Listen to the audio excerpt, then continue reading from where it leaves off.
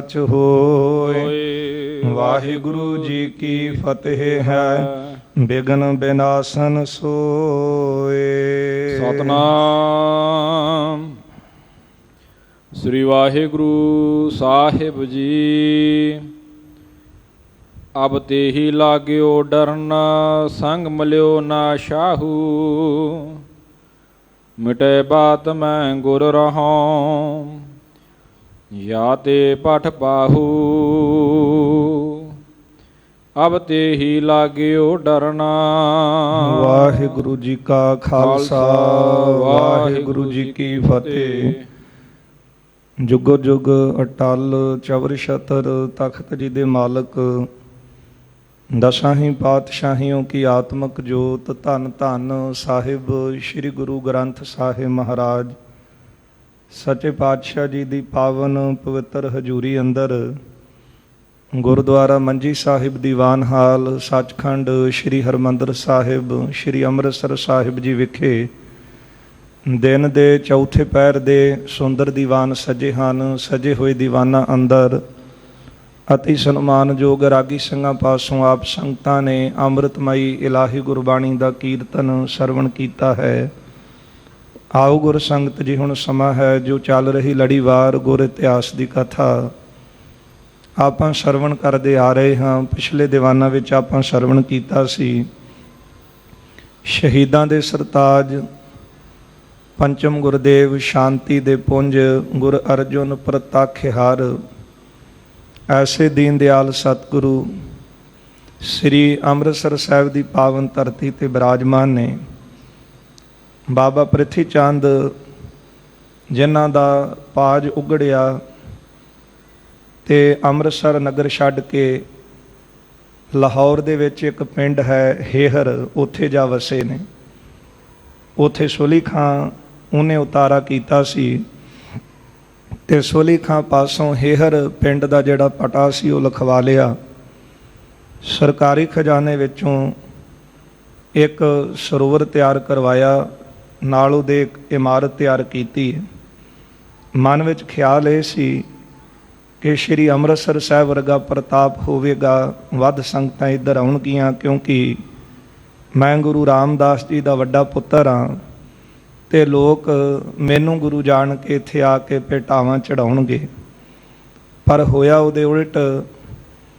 ਜਿਹੜੀਆਂ ਸੰਗਤਾਂ ਸੀ ਉਹਨਾਂ ਦਾ ਰੁਝਾਨ ਡਿੱਠੇ ਸਭੇ ਥਾਮ ਨਹੀਂ ਤੁਧ ਜਿਹਿਆ ਸ਼੍ਰੀ ਅੰਮ੍ਰਿਤਸਰ ਸਾਹਿਬ ਦੀ ਪਾਵਨ ਧਰਤੀ ਵੱਲ ਰਿਹਾ, ਕਿਉਂਕਿ ਹਰਿਮੰਦਰ ਸਾਹਿਬ ਸਿੱਖਾਂ ਦਾ ਹਿਰਦਾ ਹੈ, ਸਿੱਖ ਧਰਮ ਦਾ ਕੇਂਦਰੀ ਅਸਥਾਨ ਹੈ। ਭਾਵੇਂ ਕਿੰਨੇ ਵੀ ਕੋਝੇ ਯਤਨ ਕੀਤੇ ਗਏ ਕਿ ਸਿੱਖਾਂ ਦੀ ਇਸ ਕੇਂਦਰੀ ਅਸਥਾਨ ਨੂੰ ਕੋਈ ਨੁਕਸਾਨ ਪਹੁੰਚਾਇਆ ਜਾਵੇ, ਇਸ ਅਸਥਾਨ ਨੂੰ ਢਹਿ ਢੇਰੀ ਕੀਤਾ ਜਾਵੇ, ਅਤੇ ਜਿਹੜੇ ਸਿੱਖ ਨੇ ਉਹ ਆਪੇ ਹੀ ਮਰ ਮੁੱਕ ਜਾਣਗੇ। ਪਰ ਹੁੰਦਾ ਉਸ ਦੇ ਉਲਟ ਰਿਹਾ। ਜਿਉਂ ਜਿਉਂ ਮਨੂੰ ਵੱਢਦਾ ਅਸੀਂ ਦੂਣ ਸਵਾਏ ਹੋਏ, ਜਿਉਂ ਜਿਉਂ ਇਹਨਾਂ ਲੋਕਾਂ ਦੇ ਕੋਝੇ ਯਤਨ ਅਤੇ ਕੋਝੀਆਂ ਚਾਲਾਂ ਦੇ ਸਦਕਾ ਹਰਿਮੰਦਰ ਸਾਹਿਬ ਨੂੰ ਖਤਮ ਕਰਨਾ, ਢਹਿ ਢੇਰੀ ਕਰਨਾ, ਅਨੇਕਾਂ ਵਾਰ ਹਰਿਮੰਦਰ ਸਾਹਿਬ 'ਤੇ ਹਮਲੇ ਕਰਨੇ, ਫੌਜਾਂ ਚੜ੍ਹਾ ਕੇ ਭੇਜਣੀਆਂ, ਪਰ ਸਿੱਖਾਂ ਨੇ ਆਪਣੀਆਂ ਜਾਨਾਂ ਦੀ ਪਰਵਾਹ ਨਾ ਕਰਦਿਆਂ ਹੋਇਆਂ ਹਰਿਮੰਦਰ ਸਾਹਿਬ ਦੀ ਰੱਖਿਆ ਵਾਸਤੇ, ਹਰਿਮੰਦਰ ਸਾਹਿਬ ਦੀ ਮਰਿਆਦਾ ਨੂੰ ਬਹਾਲ ਰੱਖਣ ਵਾਸਤੇ ਅਨੇਕਾਂ ਗੁਰਸਿੱਖਾਂ ਨੇ ਆਪਣੇ ਸੀਸ ਤੱਕ ਦਿੱਤੇ ਹਨ। ਸੰਗਤ ਜੀ, ਜਦੋਂ ਆਪਾਂ ਪਰਿਕਰਮਾ ਵਿੱਚ ਤੁਰਦੇ ਹਾਂ, ਇੱਥੇ ਪਰਿਕਰਮਾ ਦੇ ਵਿੱਚ ਮਾਰਬਲ ਪੱਥਰ ਹੀ ਨਹੀਂ, ਇੱਕ ਇੱਕ ਪੈਰ ਜਿੱਥੇ ਸੰਗਤ ਦਾ ਪੈਂਦਾ ਹੈ, ਅਨੇਕਾਂ ਸਾਡੇ ਵੱਡ ਵਡੇਰਿਆਂ ਦੇ ਇੱਥੇ ਸੀਸ ਲੱਗੇ ਨੇ।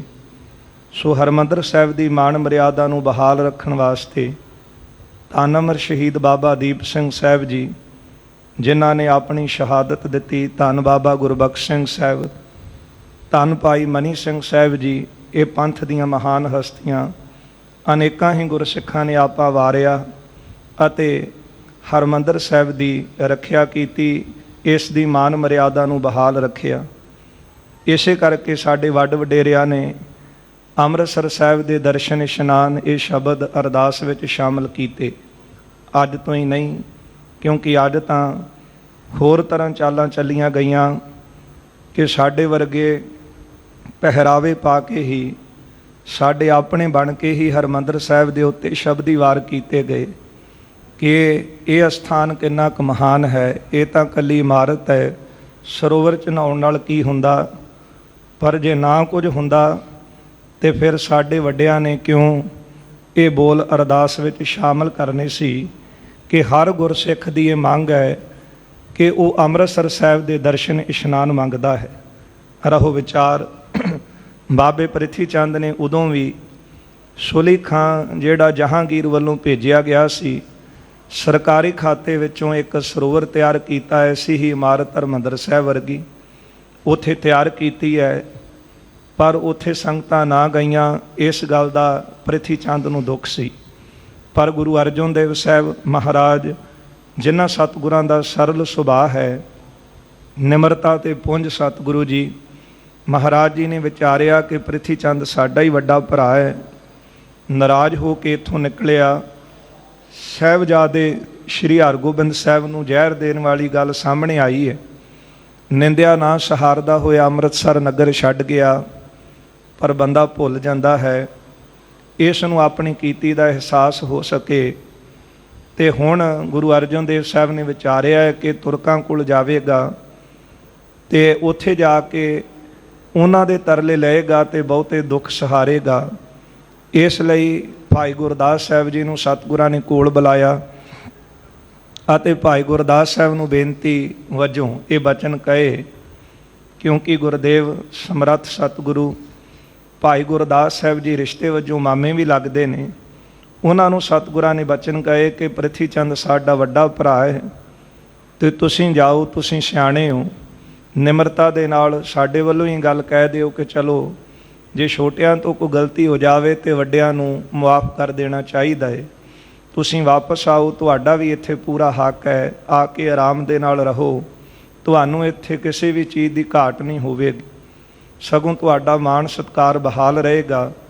ਭਾਈ ਗੁਰਦਾਸ ਸਾਹਿਬ ਨੇ ਤੁਰਨ ਤੋਂ ਪਹਿਲਾਂ ਹੀ ਸਤਿਗੁਰਾਂ ਨੂੰ ਕਿਹਾ, ਮਹਾਰਾਜ ਤੁਹਾਡਾ ਬਚਨ ਮੇਰੇ ਸਿਰ ਮੱਥੇ, ਪਰ ਮੈਨੂੰ ਵੀ ਪਤਾ ਹੈ ਕਿ ਪ੍ਰਿਥੀ ਚੰਦ ਆਪਣੀ ਜਿੱਦ ਛੱਡੇਗਾ ਨਹੀਂ, ਪਰ ਤੁਹਾਡਾ ਹੁਕਮ। ਸਤਿਗੁਰਾਂ ਦਾ ਬਚਨ ਮੰਨ ਕੇ ਭਾਈ ਗੁਰਦਾਸ ਸਾਹਿਬ ਅੰਮ੍ਰਿਤਸਰ ਸਾਹਿਬ ਤੋਂ ਚੱਲੇ ਨੇ। ਹੇਹਰ ਪਿੰਡ ਪਹੁੰਚਦੇ ਨੇ। ਪ੍ਰਿਥੀ ਚੰਦ ਨੂੰ ਜਾ ਕੇ ਬੜੇ ਪ੍ਰੇਮ ਦੇ ਨਾਲ ਨਮਸਕਾਰ ਵੀ ਕੀਤੀ ਹੈ ਕਿ ਇਹਦਾ ਗੁੱਸਾ ਜਿਹੜਾ ਹੈ ਉਹ ਸ਼ਾਂਤ ਰਹੇ। ਤੇ ਫਿਰ ਗੁਰੂ ਅਰਜਨ ਦੇਵ ਸਾਹਿਬ ਵੱਲੋਂ ਜਿਹੜੇ ਬਚਨ ਕਹੇ ਸੀ ਉਹ ਪ੍ਰਿਥੀ ਚੰਦ ਨੂੰ ਦੱਸੇ ਨੇ।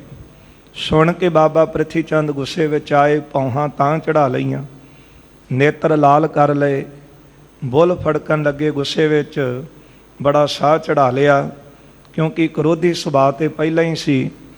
ਤੇ ਸਿਆਣੇ ਕਹਿੰਦੇ ਨੇ ਕਿ ਸੁਭਾਅ ਇੱਕ ਐਸੀ ਚੀਜ਼ ਹੈ ਜਿਹੜੀ ਮਨੁੱਖ ਕੋਲੋਂ ਛੱਡਣੀ ਬਹੁਤ ਔਖੀ ਹੈ, ਬੜੀ ਕਠਿਨ ਹੈ। ਸੁਭਾਅ ਛੱਡਿਆ ਨਹੀਂ ਜਾਂਦਾ, ਸੁਭਾਅ ਬਦਲਿਆ ਨਹੀਂ ਜਾਂਦਾ। ਇਹ ਤਾਂ ਗੁਰੂ ਕਿਰਪਾ ਕਰੇ ਤੇ ਬੰਦੇ ਅੰਦਰ ਸੇਵਾ ਕਰਕੇ ਗੁਰੂ ਦੇ ਅੰਦਰ ਨਿਮਰਤਾ ਆਵੇ ਤੇ ਵਕਾਰ ਜਿਹੜੇ ਨੇ ਖਤਮ ਹੋ ਸਕਣ। ਬਾਬਾ ਪ੍ਰਿਥੀ ਚੰਦ ਗੁੱਸੇ ਵਿੱਚ ਆਏ, ਕਹਿਣ ਲੱਗੇ ਕਿ ਮੇਰਾ ਨਿਰਾਦਰ ਕਰਕੇ ਮੈਨੂੰ ਅੰਮ੍ਰਿਤਸਰੋਂ ਬਾਹਰ ਕੱਢ ਦਿੱਤਾ ਹੈ, ਹੁਣ ਮੈਂ ਬਾਦਸ਼ਾਹ ਦੇ ਕੋਲ ਜਾਵਾਂਗਾ, ਉਹਦੇ ਕੋਲ ਜਾ ਕੇ ਆਪਣੀ ਸਾਰੀ ਗੱਲ ਰੱਖਾਂਗਾ, ਫਿਰ ਇਹਨਾਂ ਨੂੰ ਗ੍ਰਿਫਤਾਰ ਕਰਾਵਾਂਗਾ। ਮੈਂ ਪ੍ਰਿਥੀ ਚੰਦ, ਮੈਂ ਇੱਕ ਧਰਤੀ ਹਾਂ, ਸੁਲੀ ਖਾਂ ਬੀਜ ਹੈ। ਇਸੇ ਤਰ੍ਹਾਂ ਸਾਡਾ ਇਹ ਪ੍ਰਤਾਪ ਵਧਿਆ ਹੈ, ਇਹ ਬੀਜ ਬੀਜਿਆ ਗਿਆ ਤੇ ਸੁਲੀ ਖਾਂ ਨੇ ਮੈਨੂੰ ਲੈ ਕੇ ਜਾਣਾ ਦਿੱਲੀ। ਮਾਨੋ ਫਿਰ ਇਹ ਪੇੜ ਉੱਗੇਗਾ, ਜਹਾਂਗੀਰ ਦੇ ਨਾਲ ਮਿਲਣਾ, ਇਹ ਪੇੜ ਦਾ ਵਧਣਾ ਹੈ। ਜਦੋਂ ਮੈਂ ਪੁਕਾਰ ਕਰਾਂਗਾ ਇਹ ਫੁੱਲ ਖਿੜਨਗੇ, ਬਾਦਸ਼ਾਹ ਗੁੱਸੇ ਵਿੱਚ ਆਵੇਗਾ, ਇਹ ਸੁਗੰਧੀ ਪ੍ਰਗਟ ਹੋਵੇਗੀ ਤੇ ਗੁਰੂ ਅਰਜਨ ਦੇਵ ਸਾਹਿਬ ਨੂੰ ਗ੍ਰਿਫਤਾਰ ਕਰਵਾ ਕੇ ਦਿੱਲੀ ਮੰਗਾਵਾਂਗਾ। ਤੇ ਇਹ ਮਾਨੋ ਕਿ ਸੋਹਣਾ ਫਲ ਲੱਗਾ ਮੇਰੇ ਵਾਸਤੇ ਤੇ ਮੈਂ ਗੁਰਤਾ ਲਵਾਂਗਾ, ਇਹ ਫਲ ਪੱਕਿਆ ਹੋਇਆ ਮੈਨੂੰ ਪ੍ਰਾਪਤ ਹੋਵੇਗਾ। ਇਹ ਬਾਬੇ ਪ੍ਰਿਥੀ ਚੰਦ ਨੇ ਗੁੱਸੇ ਵਿੱਚ ਆ ਕੇ ਗੱਲਾਂ ਕੀਤੀਆਂ ਹਨ। ਸੋ ਭਾਈ ਗੁਰਦਾਸ ਸਾਹਿਬ ਨੇ ਸੁਣੀਆਂ ਨੇ। ਜਿਸ ਤਰ੍ਹਾਂ ਭਾਈ ਗੁਰਦਾਸ ਸਾਹਿਬ ਫਿਰ ਆਪਣੇ ਵੱਲੋਂ ਨਿਮਰਤਾ ਦੇ ਨਾਲ ਸਮਝਾਉਣਗੇ, ਪਰ ਬਾਬਾ ਪ੍ਰਿਥੀ ਚੰਦ ਕਿੱਥੇ ਸਮਝਣ ਵਾਲੇ ਨੇ। ਤੇ ਫਿਰ ਹੀ ਭਾਈ ਗੁਰਦਾਸ ਸਾਹਿਬ ਨੇ ਇਹਨਾਂ ਦੀ ਕਰਤੂਤਾਂ ਤੋਂ ਨਿਰਾਸ਼ ਹੋ ਕੇ ਇਹਨਾਂ ਲਈ ਮੀਣੇ ਸ਼ਬਦ ਵਰਤਿਆ ਤੇ ਵਾਰਾਂ ਵੀ ਉਚਾਰਨ ਕੀਤੀਆਂ ਨੇ ਜਿਹੜੀਆਂ ਅੱਗੇ ਆਉਣਗੀਆਂ। ਆਓ ਗੁਰ ਸੰਗਤ ਜੀ, ਮਨ ਬਿਰਤੀਆਂ ਗੁਰੂ ਚਰਨਾਂ ਵਿੱਚ ਇਸੇ ਤਰ੍ਹਾਂ ਜੋੜ ਕੇ ਸਤਿਗੁਰੂ ਸਾਹਿਬ ਜੀ ਦਾ ਅੰਮ੍ਰਿਤਮਈ ਜੋ ਜਸ ਹੈ, ਇਸ ਅੰਮ੍ਰਿਤ ਨੂੰ ਕੰਨਾਂ ਨੂੰ ਡੂਨੇ ਬਣਾ ਕੇ ਪੀਣ ਦਾ ਯਤਨ ਕਰੀਏ। ਆਪ ਸਾਰੀ ਹੀ ਸੰਗਤ ਦਿਓ ਅਸੀਸ, ਰਸਨਾ ਕਰੋ ਪਵਿੱਤਰ, ਪਿਆਰ ਸਤਿਕਾਰ ਸਹਿਤ ਲਵਾਓ ਹਾਜ਼ਰੀਆਂ। ਉਚਾਰਨ ਕਰੋ ਜੀ ਸਤਨਾਮ ਸ੍ਰੀ ਵਾਹਿਗੁਰੂ ਸਾਹਿਬ ਜੀ, ਸਤਨਾਮ ਸ੍ਰੀ ਵਾਹਿਗੁਰੂ ਸਾਹਿਬ ਜੀ। ਚੌਂ ਦਿਸ਼ ਕੀ ਸੰਗਤ ਮਹਾ ਅਰਪਹਿ ਤਨ ਆਈ। ਕਹਿੰਦਾ ਚਾਰੇ ਪਾਸੋਂ ਸੰਗਤਾਂ ਮੇਰੇ ਕੋਲ ਆਉਣਗੀਆਂ ਤੇ ਸਾਰੇ ਹੀ ਆ ਕੇ ਮੈਨੂੰ ਧਨ ਅਰਪਣ ਕਰਨਗੇ। ਵਸਰੈ ਜਸ ਸਭ ਜਗਤ ਮਹਿ ਹੋਏ ਬੜ ਵਡਿਆਈ। ਸਾਰੇ ਸੰਸਾਰ ਵਿੱਚ ਮੇਰਾ ਜਸ ਫੈਲੇਗਾ, ਮੇਰੀ ਬਹੁਤੀ ਵਡਿਆਈ ਹੋਵੇਗੀ।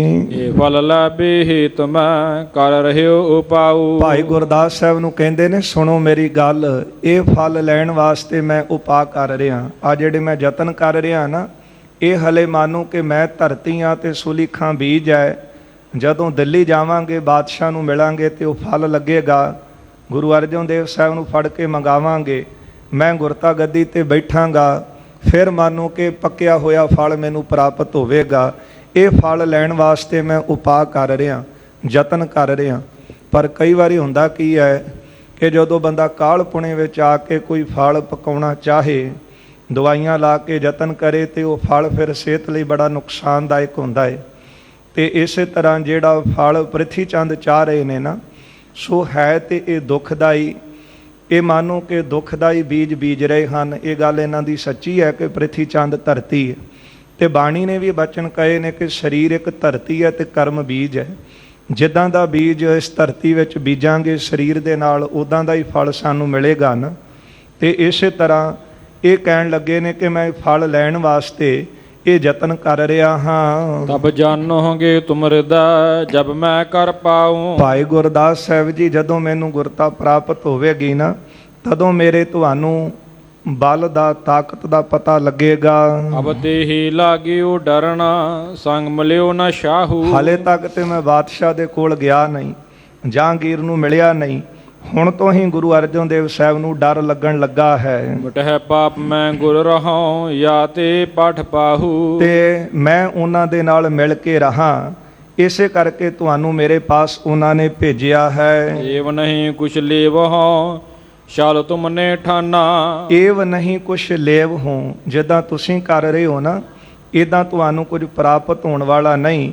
ਤੁਸੀਂ ਬਹੁਤ ਵੱਡਾ ਵਿਸ਼ਾਲ, ਬੜਾ ਵੱਡਾ ਧੋਖਾ ਮੇਰੇ ਨਾਲ ਕਰੋਗੇ। ਸੰਕਟ ਭੋਗਾਂਗੇ ਬੜੋ ਤਬ ਮੈਂ ਸੁਖ ਮਾਨਾ। ਜਦੋਂ ਤੁਸੀਂ ਸਾਰੇ ਦੁੱਖ ਭੋਗੋਗੇ, ਗੁਰੂ ਅਰਜਨ ਦੇਵ ਸਾਹਿਬ ਤੇ ਭਾਰੀ ਸੰਕਟ ਪੈਣਗੇ ਨਾ, ਤਦੋਂ ਮੈਨੂੰ ਸੁੱਖ ਮਿਲੇਗਾ। ਕਈ ਵਾਰੀ ਆਪਾਂ ਦੇਖਦੇ ਹਾਂ, ਜਦੋਂ ਘਰ ਵਿੱਚ ਹੀ ਈਰਖਾ ਜਨਮ ਲਵੇ ਤੇ ਫਿਰ ਬੰਦਾ ਸੋਚਦਾ ਹੈ ਕਿ ਭਾਵੇਂ ਭਰਾ ਹੀ ਕਿਉਂ ਨਾ ਹੋਵੇ, ਜੇ ਇਹਨੂੰ ਦੁੱਖ ਮਿਲੇ, ਉਹਦੇ ਘਰ ਵਿੱਚ ਕੋਈ ਨੁਕਸਾਨ ਹੋਵੇ, ਤੇ ਈਰਖਾ ਦੇ ਵਸ ਹੋਇਆ ਬੰਦਾ ਫਿਰ ਖੁਸ਼ ਹੋਵੇਗਾ। ਪਰ ਹੈ ਤਾਂ ਆਪਣਾ ਭਰਾ ਹੀ। ਚਾਹੀਦਾ ਤੇ ਇਹ ਸੀ ਕਿ ਉਹਦੇ ਘਰ ਵਿੱਚ ਦੁੱਖ ਹੈ ਤੇ ਉਹੀ ਦੁੱਖ ਮੇਰੇ ਘਰ ਵਿੱਚ ਵੀ। ਜੇ ਉਹ ਦੁਖੀ ਹੈ ਤੇ ਮੈਂ ਵੀ ਦੁਖੀ ਹਾਂ, ਭਰਾ ਸੁਖੀ ਹੈ ਤੇ ਮੈਂ ਵੀ ਸੁਖੀ ਹਾਂ। ਪਰ ਬਾਬਾ ਪ੍ਰਿਥੀ ਚੰਦ ਕਹਿੰਦਾ ਹੈ, ਕਿਉਂਕਿ ਇੱਥੇ ਈਰਖਾ ਜਨਮ ਲੈਂਦੀ ਹੈ, ਫਿਰ ਈਰਖਾਲੂ ਸੁਭਾਅ ਇਸ ਤਰ੍ਹਾਂ ਕਹਿੰਦਾ ਹੈ ਕਿ ਇਹਨੂੰ ਦੁੱਖ ਮਿਲੇ ਤੇ ਮੈਂ ਸੁਖੀ ਹੋਵਾਂਗਾ। ਕਹਿਣ ਲੱਗਾ, ਜਦੋਂ ਭਾਰੀ ਸੰਕਟ ਗੁਰੂ ਸਾਹਿਬ ਤੇ ਆਉਣਗੇ ਨਾ, ਫਿਰ ਮੈਨੂੰ ਸੁੱਖ ਮਿਲੇਗਾ।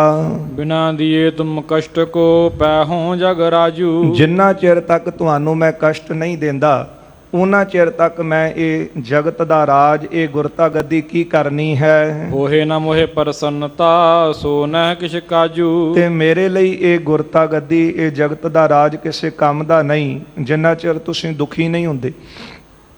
ਬੰਦਾ ਹਉਮੈ ਕਰਕੇ ਇੰਜ ਕਹਿ ਲਓ ਕਿ ਆਪਣੀ ਪ੍ਰਾਪਤੀ ਜੇ ਉਹਨੂੰ ਸੌਖੇ ਢੰਗ ਦੇ ਨਾਲ ਹੋ ਜਾਵੇ ਤੇ ਕਿਸੇ ਦਾ ਨੁਕਸਾਨ ਨਾ ਹੋਵੇ, ਪਰ ਇਸ ਤਰ੍ਹਾਂ ਨਹੀਂ ਚਾਹੁੰਦਾ। ਹੰਕਾਰੀ ਹਿਰਦਾ ਕਹਿੰਦਾ ਏ, ਚਾਹੀਦਾ ਤੇ ਸੀ ਕਿ ਇਹਦੇ ਘਰ ਸੁੱਖ ਹੈ ਤੇ ਮੇਰੇ ਘਰ ਵੀ ਸੁੱਖ ਆਵੇ, ਤੇ ਇਹ ਸੁੱਖ ਮੰਗਣਾ, ਮਿਹਨਤ ਕਰਕੇ ਕੁਝ ਪ੍ਰਾਪਤ ਕਰਨਾ, ਇਹ ਗੱਲ ਬਹੁਤ ਚੰਗੀ ਹੈ। ਪਰ ਜੀਵ ਹੰਕਾਰੀ ਬੰਦਾ, ਈਰਖਾਲੂ ਬੰਦਾ, ਇਹ ਚਾਹੁੰਦਾ ਕਿ ਇਹਦੇ ਘਰ ਵਿੱਚ ਦੁੱਖ ਹੋਵੇ, ਇਹਦੇ ਘਰ ਦੇ ਵਿੱਚ ਸਾਰਾ ਕੁਝ ਚਲਾ ਜਾਵੇ ਤੇ ਫਿਰ ਮੇਰਾ ਘਰ ਭਰੇ ਤੇ ਮੈਂ ਸੁਖੀ ਹੋਵਾਂਗਾ। ਇਹ ਸੁਭਾਅ ਰੱਖ ਕੇ ਬਾਬਾ ਪ੍ਰਿਥੀ ਚੰਦ ਕਹਿੰਦੇ ਨੇ, ਕਹਿੰਦੇ ਜੇ ਬਿਨਾਂ ਯਤਨ ਕੀਤਿਆਂ ਗੁਰੂ ਅਰਜਨ ਦੇਵ ਸਾਹਿਬ ਨੂੰ ਦੁੱਖ ਦਿੱਤੇ ਬਿਨਾਂ ਮੈਨੂੰ ਭਾਵੇਂ ਸੰਸਾਰ ਦਾ ਰਾਜ ਮਿਲ ਜਾਵੇ ਤੇ ਮੇਰਾ ਕਿਸ ਕੰਮ ਦਾ।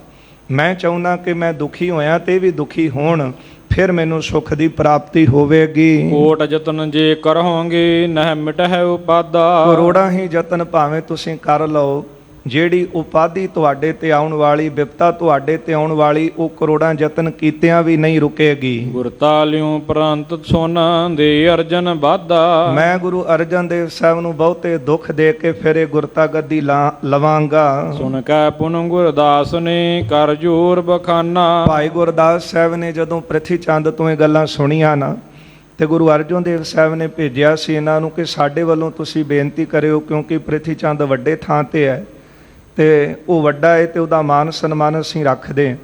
ਇਸ ਲਈ ਗੁਰੂ ਅਰਜਨ ਦੇਵ ਸਾਹਿਬ ਜੀ ਵੱਲੋਂ ਭਾਈ ਗੁਰਦਾਸ ਸਾਹਿਬ ਨੇ ਹੱਥ ਜੋੜ ਕੇ ਬੇਨਤੀ ਕੀਤੀ ਹੈ। ਰਾਮਦਾਸ ਗੁਰ ਏਕ ਕੇ ਨੰਦਨ ਮਤਵਾਨਾ। ਕਹਿਣ ਲੱਗੇ ਪ੍ਰਿਥੀ ਚੰਦ ਜੀ, ਗੁਰੂ ਰਾਮਦਾਸ ਜੀ ਦੇ ਤੁਸੀਂ ਵੱਡੇ ਪੁੱਤਰ ਹੋ ਨਾ, ਤੇ ਫਿਰ ਤੁਸੀਂ ਚੰਗੀ ਮੱਤ ਜਿਹੜੀ ਹੈ ਉਹ ਧਾਰਨ ਕਰੋ, ਚੰਗੀ ਮੱਤ ਜਿਹੜੀ ਹੈ ਉਹ ਧਾਰੋ। ਤੀਨੋਂ ਭਰਾਤਾ ਮਿਲੋ ਅਬ ਸੁਖ ਸਭ ਹੀ ਲਾਹੋ। ਜੇ ਤੁਸੀਂ ਤਿੰਨੇ ਭਰਾ ਮਿਲ ਕੇ ਰਹੋ, ਸਾਰੇ ਸੁੱਖ ਤੁਹਾਡੀ ਝੋਲੀ ਪੈਣਗੇ। ਤੁਸੀਂ ਵੱਡੇ ਹੋ, ਗੁਰੂ ਰਾਮਦਾਸ ਜੀ ਦੇ ਪੁੱਤਰ ਹੋ ਨਾ, ਤੇ ਜੇ ਤੁਸੀਂ ਮਿਲ ਕੇ ਰਹੋਗੇ ਤੇ ਸਾਰੇ ਸੁੱਖ ਤੁਹਾਨੂੰ ਮਿਲਣਗੇ। ਨਹੀਂ ਪਦਾਰਥ ਕੀ ਕਮੀ ਰਲ ਮਿਲ ਕੇ ਖਾਹੋ। ਕਿਸੇ ਤਰ੍ਹਾਂ ਦੇ ਪਦਾਰਥਾਂ ਦੀ ਕਮੀ ਘਰ ਵਿੱਚ ਨਹੀਂ ਰਹੇਗੀ। ਰਲ ਮਿਲ ਕੇ ਖਾਵੋ, ਕਿਉਂਕਿ ਗੁਰੂ ਦਾ ਉਪਦੇਸ਼ ਹੀ ਇਹ ਹੈ, ਖਾਵੋ ਖਰਚੋ ਰਲ ਮਿਲ ਭਾਈ, ਤੋਟ ਨਾ ਆਵੇ ਵੱਧ ਦੋ ਜਾਈ। ਜੇ ਰਲ ਮਿਲ ਕੇ ਖਾਵੇਂਗਾ, ਖਰਚੇਗਾ, ਕਿਸੇ ਤਰ੍ਹਾਂ ਦੀ ਪਦਾਰਥ ਵਿੱਚ ਤੋਟਾ ਨਹੀਂ, ਘਾਟਾ ਨਹੀਂ, ਸਗੋਂ ਵਧੇਗਾ। ਤੇ ਦੂਜਿਆਂ ਨੂੰ ਆਪਾਂ ਕੀ ਵੰਡਣਾ ਹੈ, ਸਗੋਂ ਘਰ ਦਾ ਆਪਣਾ ਜੀ ਵੀ ਕੁਝ ਵੱਧ ਲੈ ਜਾਵੇ ਤੇ ਉਸੇ ਵੇਲੇ ਬੰਦੇ ਨੂੰ ਚਿੰਤਾ ਹੋ ਜਾਂਦੀ ਹੈ ਕਿ ਇਹ ਕਿਉਂ ਵੱਧ ਲੈ ਗਿਆ। ਆ ਦੇਖਦੇ ਹਾਂ ਸਮਾਜ ਵਿੱਚ ਇਸ ਤਰ੍ਹਾਂ ਦਾ ਸਮਾਂ ਬਣਿਆ ਹੈ ਕਿ ਥੋੜ੍ਹਾ ਜਿਹਾ ਆ ਬੰਨਾ ਵੀ ਦੂਜੇ ਭਰਾ ਦੇ ਖੇਤ ਵੱਲ ਚਲਾ ਜਾਵੇ ਤੇ ਇੱਕ ਦੂਜੇ ਦੇ ਜਾਨ ਦੇ ਵੈਰੀ ਬਣ ਜਾਂਦੇ। ਅਕਸਰ ਇਹ ਖਬਰ ਆਪਾਂ ਸੁਣਦੇ ਵੀ ਹਾਂ। ਇਹਨੂੰ ਲੋਭ ਕਹਿੰਦੇ ਨੇ। ਬਾਅਦ ਵਿੱਚ ਭਾਵੇਂ ਕਿੰਨਾ ਮਰਜ਼ੀ ਨੁਕਸਾਨ ਹੋ ਜਾਵੇ, ਜਾਨੀ ਨੁਕਸਾਨ ਹੋਵੇ, ਮਾਲੀ ਨੁਕਸਾਨ ਹੋਵੇ ਤੇ ਕੋਈ ਗੱਲ ਨਹੀਂ, ਪਰ ਝਗੜਾ ਕਿਹਦਾ ਸੀ? ਝਗੜਾ ਥੋੜ੍ਹੇ ਜਿਹੇ ਬੰਨੇ ਦਾ ਨਹੀਂ, ਝਗੜਾ ਤੇ ਹਉਮੈ ਦਾ ਸੀ, ਈਰਖਾ ਦਾ ਸੀ। ਚਲੋ ਵੱਖਰੀ ਗੱਲ ਹੈ ਕਿ ਬਾਹਰਲਾ ਬੰਦਾ ਸੀ, ਵੈਸੇ ਤਾਂ ਉਹਦੇ ਨਾਲ ਵੀ ਪ੍ਰੇਮ ਰੱਖਣਾ ਚਾਹੀਦਾ ਹੈ, ਪਰ ਲੋਭ ਮਾਂ ਦੇ ਜਾਇਆਂ ਨੂੰ ਵੀ ਜਿਹੜਾ ਹੈ ਉਹ ਆਪਸ ਦਾ ਜਾਨੀ ਵੈਰੀ ਬਣਾ ਦਿੰਦਾ ਹੈ। ਪ੍ਰਿਥੀ ਚੰਦ ਕਹਿਣ ਲੱਗੇ, ਕਹਿੰਦਾ ਹੈ ਕਿ ਨਹੀਂ ਪਦਾਰਥ ਕੀ, ਭਾਈ ਗੁਰਦਾਸ ਜੀ ਕਹਿੰਦੇ ਨੇ ਜੇ ਤੁਸੀਂ ਮਿਲ ਕੇ ਰਹੋਗੇ ਨਾ ਤੇ ਫਿਰ ਘਰ ਵਿੱਚ ਕਿਸੇ ਪਦਾਰਥਾਂ ਦੀ ਕਮੀ ਨਹੀਂ ਹੋਵੇਗੀ, ਤੁਸੀਂ ਰਲ ਮਿਲ ਕੇ ਖਾਵੋਗੇ। ਤੀਨੋਂ ਮੈਂ ਕਹੇ ਕਸ਼ਟ ਹੋਏ ਸਭ ਹੋ ਦੁਖਾਰੀ। ਚਾਹੀਦਾ ਤੇ ਇਸ ਤਰ੍ਹਾਂ ਜੇ ਤਿੰਨਾਂ ਵਿੱਚੋਂ ਕਿਸੇ ਨੂੰ ਵੀ ਦੁੱਖ ਹੋਵੇ ਨਾ ਤੇ ਉਹ ਦੁੱਖ ਆਪਣਾ ਸਮਝਣਾ ਚਾਹੀਦਾ ਹੈ, ਕਿਉਂਕਿ ਮੇਰਾ ਭਰਾ ਹੈ ਨਾ। ਤੇ ਫਿਰ ਤਿੰਨਾਂ ਵਿੱਚੋਂ ਕਿਸੇ ਨੂੰ ਦੁੱਖ ਆਵੇ ਤੇ ਉੱਤੇ ਦੁੱਖ ਤਿੰਨਾਂ ਲਈ ਹੁੰਦਾ ਹੈ। ਭਰਾਤ ਪਨੇ ਕੇ ਮੋਹ ਤਬ ਬਿਦਤਾਏ ਤੁਮਾਰੇ। ਹਾਂ, ਭਰਾਵਾਂ ਦਾ ਪਿਆਰ ਜਿਹੜਾ ਹੈ ਫੇਰ ਹੀ ਤਾਂ ਜਗਤ ਵਿੱਚ ਤੁਹਾਡਾ ਪ੍ਰਗਟ ਹੋਵੇਗਾ। ਇੱਕ ਤੇ ਦੁੱਖ ਆਵੇ ਤੇ ਦੂਜਾ ਕਵੇ ਕਿ ਮੈਂ ਬੜਾ ਖੁਸ਼ ਹਾਂ। ਸੰਸਾਰ ਦੇਖਦਾ ਹੈ ਕਿ ਭਰਾਵਾਂ ਵਿੱਚ ਪਿਆਰ ਨਹੀਂ ਹੋਣਾ, ਤਾਂ ਹੀ ਉਹਦੇ ਘਰ ਦੁੱਖ ਦੇ ਕੇ ਸੁਖੀ ਹੋ ਰਿਹਾ ਹੈ। ਭਾਈ ਸਾਹਿਬ ਜੀ ਕਹਿੰਦੇ ਜੇ ਤਿੰਨੇ ਤੁਸੀਂ ਮਿਲ ਕੇ ਰਹੋ ਤੇ ਭਰਾਵਾਂ ਦਾ ਪਿਆਰ ਜਿਹੜਾ ਫੇਰ ਹੀ ਉਹ ਪ੍ਰਗਟ ਹੋਵੇਗਾ। ਜੇ ਇੱਕ ਦਾ ਕਸ਼ਟ ਉਹਨੂੰ ਦੂਜਾ ਉਹਦੀ ਦਰਦ, ਉਹਦੀ ਪੀੜਾ ਮਹਿਸੂਸ ਕਰੇ। ਜਾਣਦੇ ਹੋ ਰਿਸ ਪਾਸ਼ਲੀ ਜਿਮ ਕਿਸ ਵਿਦ ਹੋਈ। ਜਿੱਦਾਂ ਵੀ ਹੋਇਆ ਹੈ, ਪਿਛਲਾ ਜਿਹੜਾ ਗੁੱਸਾ ਹੈ ਉਹਨੂੰ ਤੁਸੀਂ ਛੱਡ ਦਿਓ, ਪਿਛਲੀ ਜਿਹੜੀ ਗੱਲ ਹੈ ਉਹਨੂੰ ਭੁਲਾ ਦਿਓ। ਕੋ ਜਾਣੈ ਕਿਨ ਬੁਰਾ ਕੀਏ ਪਰ ਹਰੀਏ ਸੋਈ। ਛੱਡੋ ਪਰਾਂ, ਕਿਸ ਨੇ ਬੁਰਾ ਕੀਤਾ ਹੈ, ਕਿਨੇ ਚੰਗਾ ਕੀਤਾ ਹੈ, ਗੱਲਾਂ ਤੇ ਪਿਛਲੀਆਂ ਨੇ ਨਾ। ਇਸ ਲਈ ਪਿਛਲੀਆਂ ਗੱਲਾਂ ਤੁਸੀਂ ਭੁੱਲ ਜਾਓ, ਅੱਗੇ ਸਮਝ ਚੱਲੋ, ਅੱਗੇ ਵਾਸਤੇ ਤੁਸੀਂ ਸਮਝ ਕੇ ਚੱਲੋ, ਪਿਆਰ ਦੇ ਨਾਲ ਚੱਲੋ। ਜੋ ਕੁਝ ਘਰ ਵਿੱਚ ਹੈ ਤੁਸੀਂ ਮਿਲ ਕੇ ਖਾਵੋ, ਸੁੱਖ ਮਾਣੋਗੇ। ਚਲੋ ਆਪ ਹੋਏ ਸਰਲੇ ਔਰ ਨਿਜ ਪੁਰੀ ਬਸੀਜਾ। ਤੇ ਆਪਣਾ ਹਿਰਦਾ ਸਰਲ ਕਰੋ, ਸੁਭਾਅ ਸਿੱਧਾ ਕਰੋ ਤੇ ਆਪਣੀ ਪੂਰੀ ਅੰਮ੍ਰਿਤਸਰ ਵਿੱਚ ਜਾ ਕੇ ਵਸੋ। ਮਿਲ ਦੁਹ ਦਰਸ਼ਨ ਸੰਗਤਾਂ ਭੇਟਾ ਗਣ ਲੀਜਾ। ਸੰਗਤਾਂ ਆ ਕੇ ਮਿਲਦੀਆਂ ਨੇ ਤੇ ਕੀਮਤੀ ਭੇਟਾਵਾਂ ਤੁਹਾਨੂੰ ਅਰਪਣ ਕਰਨਗੀਆਂ। ਸ੍ਰੀ ਅਰਜਨ ਨਿਤ ਨਮਰ ਹੈ ਛਲ ਝੂਠ ਬਹੀਨਾ। ਗੁਰੂ ਅਰਜਨ ਦੇਵ ਸਾਹਿਬ ਤੇ ਨਿਮਰਤਾ ਦੀ ਪੁੰਜ ਨੇ। ਛਲ ਕਹਿੰਦੇ ਨੇ ਧੋਖੇ ਨੂੰ, ਧੋਖਾ ਤੇ ਝੂਠ ਉਹਦੇ ਤੋਂ ਬਿਨਾਂ ਨੇ, ਕਿਉਂਕਿ ਸਤਿਗੁਰੂ ਗੁਰੂ ਸਾਹਿਬ ਦਾ ਉਪਦੇਸ਼ ਹੀ ਹੈ, ਬੋਲੀਐ ਸੱਚ ਧਰਮ ਝੂਠ ਨਾ ਬੋਲੀਏ। ਇਹ ਉਪਦੇਸ਼ ਹੈ ਗੁਰੂ ਦਾ, ਝੂਠ ਨਾ ਬੋਲ ਪਾਂਡੇ ਸੱਚ ਕਹੀਐ। ਭਾਈ ਸਾਹਿਬ ਜੀ ਕਹਿੰਦੇ ਨੇ ਗੁਰੂ ਅਰਜਨ ਦੇਵ ਸਾਹਿਬ ਛਲ ਧੋਖੇ ਤੋਂ ਬਿਨਾਂ ਉਹਨਾਂ ਦਾ ਹਿਰਦਾ ਹੈ। ਸਰਲ ਸੁਭਾਅ ਹੈ, ਉਹਨਾਂ ਦੇ ਮਨ ਵਿੱਚ ਕੋਈ ਕਪਟ ਨਹੀਂ, ਝੂਠ ਤੋਂ ਬਿਨਾਂ ਹਨ। ਦਇਆ ਸ਼ਿਮਾ ਜੁਤ ਗਿਆਨ ਨਿਧ ਹਾਂ, ਸਭ ਦਇਆ ਅਤੇ ਗਿਆਨ ਦੇ ਭੰਡਾਰ ਹਨ, ਖਿਮਾ ਦੇ ਘਰ ਹਨ। ਸਭ ਗੁਣਨ ਪ੍ਰਬੀਨਾ ਸਾਰੇ ਗੁਣਾਂ ਵਿੱਚੋਂ ਗੁਰੂ ਅਰਜਨ ਦੇਵ ਸਾਹਿਬ ਪ੍ਰਬੀਨ ਹਨ।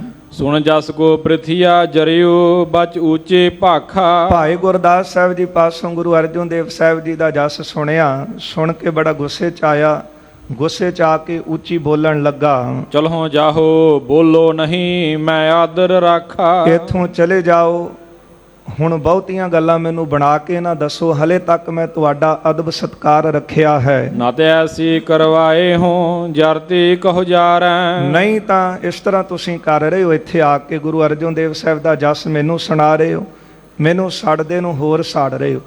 ਪਰ ਇਹ ਗੱਲ ਸੱਚੀ ਸੀ, ਭਾਵੇਂ ਸਾਰੇ ਮਨੁੱਖਾਂ ਨੂੰ ਪੈਸੇ ਦੇ ਕੇ ਖਰੀਦ ਕੇ ਪ੍ਰਿਥੀ ਚੰਦ ਗੁਰੂ ਅਰਜਨ ਦੇਵ ਸਾਹਿਬ ਮਹਾਰਾਜ ਦੇ ਬਾਰੇ ਨਰਾਦਰ ਵਾਲੀਆਂ ਗੱਲਾਂ ਕਰਾਉਣੀਆਂ ਚਾਹੇ, ਪਰ ਜਿਹੜਾ ਸੱਚ ਹੈ ਉਹ ਕਦੇ ਲੁਕਿਆ ਨਹੀਂ ਰਹਿੰਦਾ।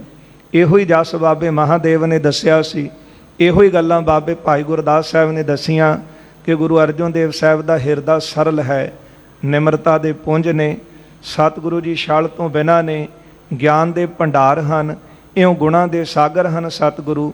ਪਰ ਇਹ ਜਸ ਸੁਣ ਕੇ ਪ੍ਰਿਥੀ ਚੰਦ ਸੜਿਆ ਤੇ ਗੁੱਸੇ ਵਿੱਚ ਆ ਕੇ ਕਹਿਣ ਲੱਗਾ, ਮੈਨੂੰ ਤੁਸੀਂ ਸੜਦੇ ਨੂੰ ਸਾੜ ਰਹੇ ਹੋ।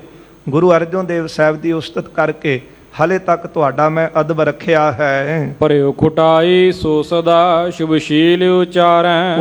ਉਹ ਤਾਂ ਖੁਟਿਆਈ ਦੇ ਨਾਲ ਭਰੇ ਹੋਏ ਹਨ ਤੇ ਤੁਸੀਂ ਉਹਨਾਂ ਬਾਰੇ ਝੂਠ ਕਹਿ ਰਹੇ ਹੋ। ਸ਼ਤਰੂ ਮਹਾ ਮੇਰੋ ਬਣਿਓ ਸੁਤ ਜੁਤ ਕੋ ਮਾਰੋ। ਇਹ ਮੇਰਾ ਵੱਡਾ ਦੁਸ਼ਮਣ ਬਣਿਆ ਹੈ, ਮੈਂ ਇਹਨਾਂ ਨੂੰ ਇਹਨਾਂ ਦੇ ਪੁੱਤਰ ਸਮੇਤ ਖਤਮ ਕਰਾਵਾਂਗਾ। ਗੁਰਤਾ ਲੈ ਕੇ ਬਹੁਰ ਮੈਂ ਪਰਸੰਤਾ ਧਾਰੋ। ਇਹ ਗੁਰਤਾ ਗੱਦੀ ਮੈਂ ਪ੍ਰਾਪਤ ਕਰਾਂਗਾ, ਫਿਰ ਮੈਨੂੰ ਖੁਸ਼ੀ ਹੋਵੇਗੀ। ਤੋਹੇ ਕਹੇ ਕਿਆ ਹੋਤ ਹੈ ਜਸ ਹੈ ਤਸ ਜਾਨੋ। ਤੁਹਾਡੇ ਕਹਿਣ ਨਾਲ ਕੀ ਹੋਵੇਗਾ, ਜਿਸ ਤਰ੍ਹਾਂ ਦੇ ਉਹ ਹੈਨ ਮੈਂ ਜਾਣਦਾ। ਭਾਈ ਗੁਰਦਾਸ ਸਾਹਿਬ ਨੇ ਸਿਫਤ ਕੀਤੀ ਹੈ ਸਤਿਗੁਰਾਂ ਦੀ, ਤੇ ਗੁਰਬਾਣੀ ਤੋਂ ਬਾਅਦ ਸਤਿਗੁਰਾਂ ਦੀ ਰਚਨਾ ਤੋਂ ਬਾਅਦ ਜਦੋਂ ਵੀ ਕਿਤੇ ਸਿੱਖ ਉਸਤਤ ਕਰਦਾ ਹੈ ਗੁਰੂ ਦੀ, ਤੇ ਫਿਰ ਭਾਈ ਗੁਰਦਾਸ ਸਾਹਿਬ ਜੀ ਦੀ ਜਿਹੜੀ ਰਚਨਾ ਹੈ ਨਾ, ਉਹ ਪੜ੍ਹ ਕੇ ਸੁਣਾਈ ਜਾਂਦੀ ਹੈ। ਤੇ ਭਾਈ ਗੁਰਦਾਸ ਸਾਹਿਬ ਜੀ ਨੇ ਜਿਹੜੀ ਸਿਫਤ ਗਾਈ ਸੀ ਉਹ ਸੱਚੀ ਹੈ। ਤੇ ਭਾਈ ਸਾਹਿਬ ਜੀ ਤੋਂ ਸੁਣ ਕੇ ਪ੍ਰਿਥੀ ਚੰਦ ਕਹਿਣ ਲੱਗਾ, ਤੁਹਾਡੇ ਕਹਿਣ ਨਾਲ ਕੀ ਹੋਵੇਗਾ, ਉਹ ਜਿਸ ਤਰ੍ਹਾਂ ਦੇ ਹੈਨ ਮੈਂ ਉਹਨਾਂ ਨੂੰ ਜਾਣਦਾ ਹਾਂ। ਰਾਤ ਦਿਵਸ ਚਿੰਤਾ ਵਿਖੈ ਹਤ ਕੈ ਸੁਖ ਠਾਨੋ। ਮੈਂ ਰਾਤ ਦਿਨ ਚਿੰਤਾ ਵਿੱਚ ਰਹਿਣਾ ਹਾਂ ਤੇ ਮੈਨੂੰ ਚਿੰਤਾ ਦੇ ਵਿੱਚ ਰੱਖ ਕੇ ਉਹ ਖੁਸ਼ ਹੁੰਦੇ ਹਨ।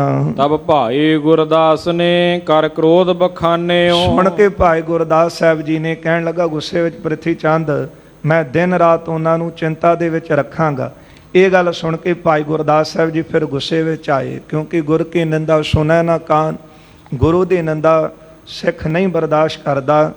ਭਾਈ ਗੁਰਦਾਸ ਸਾਹਿਬ ਨੇ ਜਦੋਂ ਐਸੀਆਂ ਗੱਲਾਂ ਬਾਰ-ਬਾਰ ਪ੍ਰਿਥੀ ਚੰਦ ਨੇ ਕਹੀਆਂ, ਭਾਵੇਂ ਪ੍ਰਿਥੀ ਚੰਦ ਭਾਈ ਗੁਰਦਾਸ ਸਾਹਿਬ ਜੀ ਦੇ ਰਿਸ਼ਤੇ ਵਜੋਂ ਭਾਣਜੇ ਵੀ ਲੱਗੇ ਵੱਡੇ, ਪਰ ਜਦੋਂ ਗੁਰੂ ਅਰਜਨ ਦੇਵ ਸਾਹਿਬ ਪ੍ਰਤੀ ਇਹ ਗੱਲਾਂ ਕਹੀਆਂ ਕਿ ਮੈਂ ਦਿਨ ਰਾਤ ਉਹਨਾਂ ਨੂੰ ਚਿੰਤਾ ਦੇ ਵਿੱਚ ਡੋਬਾਂਗਾ, ਪੁੱਤਰ ਸਮੇਤ ਫੜ ਕੇ ਖਤਮ ਕਰਾਵਾਂਗਾ, ਇਹ ਗੁਰਤਾ ਗੱਦੀ ਲੈ ਕੇ ਸੁੱਖ ਪਾਵਾਂਗਾ, ਇਹ ਗੱਲ ਸੁਣ ਕੇ ਫਿਰ ਭਾਈ ਗੁਰਦਾਸ ਸਾਹਿਬ ਜੀ ਵੀ ਗੁੱਸੇ ਵਿੱਚ ਆਏ, ਬੀ ਰਸ ਵਿੱਚ ਆਏ ਤੇ ਬੀ ਰਸ ਵਿੱਚ ਆ ਕੇ ਗੱਲਾਂ ਕਹੀਆਂ। ਸ੍ਰੀ ਅਰਜਨ ਰਵ ਜਗ ਦਿਖਤ ਖਲ ਪਿਚਕ ਨਾ ਜਾਣਿਓ। ਕਹਿੰਦੇ ਸੁਣ ਪ੍ਰਿਥੀ ਚੰਦ, ਗੁਰੂ ਅਰਜਨ ਦੇਵ ਸਾਹਿਬ ਹਨ ਸੂਰਜ ਦੀ ਤਰ੍ਹਾਂ, ਤੇ ਜਿਹੜੇ ਨਿੰਦਕ ਹੁੰਦੇ ਨੇ ਉਹ ਹੁੰਦੇ ਨੇ ਉੱਲੂ ਦੀ ਤਰ੍ਹਾਂ, ਤੇ ਜਿਹੜੇ ਉੱਲੂ ਨੇ ਉਹ ਮੂਰਖ ਸੂਰਜ ਦੇ ਪ੍ਰਕਾਸ਼ ਨੂੰ, ਸੂਰਜ ਦੇ ਪ੍ਰਤਾਪ ਨੂੰ ਨਹੀਂ ਜਾਣ ਸਕਦੇ। ਸੰਤ ਤਾਮ ਰਸ ਬਿਕਸਤੇ ਸਭ ਨਰ ਸੁਖ ਪਾਵੈ। ਸੂਰਜ ਨੂੰ ਦੇਖ ਕਰਕੇ ਜਿਹੜੇ ਕਮਲ ਦੇ ਫੁੱਲ ਹਨ ਉਹ ਖਿੜਦੇ ਨੇ, ਇਸੇ ਤਰ੍ਹਾਂ ਸੰਤ ਜਿਹੜੇ ਹਨ ਉਹ ਕਮਲ ਦੀ ਤਰ੍ਹਾਂ ਨੇ।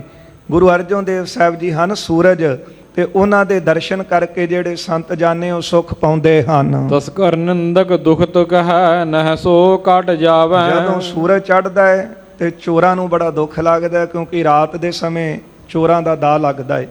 ਗੁਰੂ ਅਰਜਨ ਦੇਵ ਸਾਹਿਬ ਹਨ ਸੂਰਜ, ਤੇ ਤੂੰ ਹੈ ਉੱਲੂ ਦੀ ਤਰ੍ਹਾਂ, ਤੇ ਜਿਹੜਾ ਉੱਲੂ ਹੈ ਸੂਰਜ ਦਾ ਪ੍ਰਤਾਪ ਦੇਖ ਕੇ ਕਿੱਥੇ ਉਜੜਦਾ ਹੈ, ਕਿਉਂਕਿ ਉਹ ਅੰਨਾ ਹੋ ਜਾਂਦਾ ਹੈ। ਤੇ ਇਸੇ ਤਰ੍ਹਾਂ ਜਿਹੜੇ ਚੋਰ ਨੇ ਉਹਨਾਂ ਨੂੰ ਬਹੁਤਾ ਡਰ ਬਣਦਾ ਹੈ ਤੇ ਉਹ ਨਿੰਦਾ ਕਰਦੇ ਨੇ ਸੂਰਜ ਦੀ।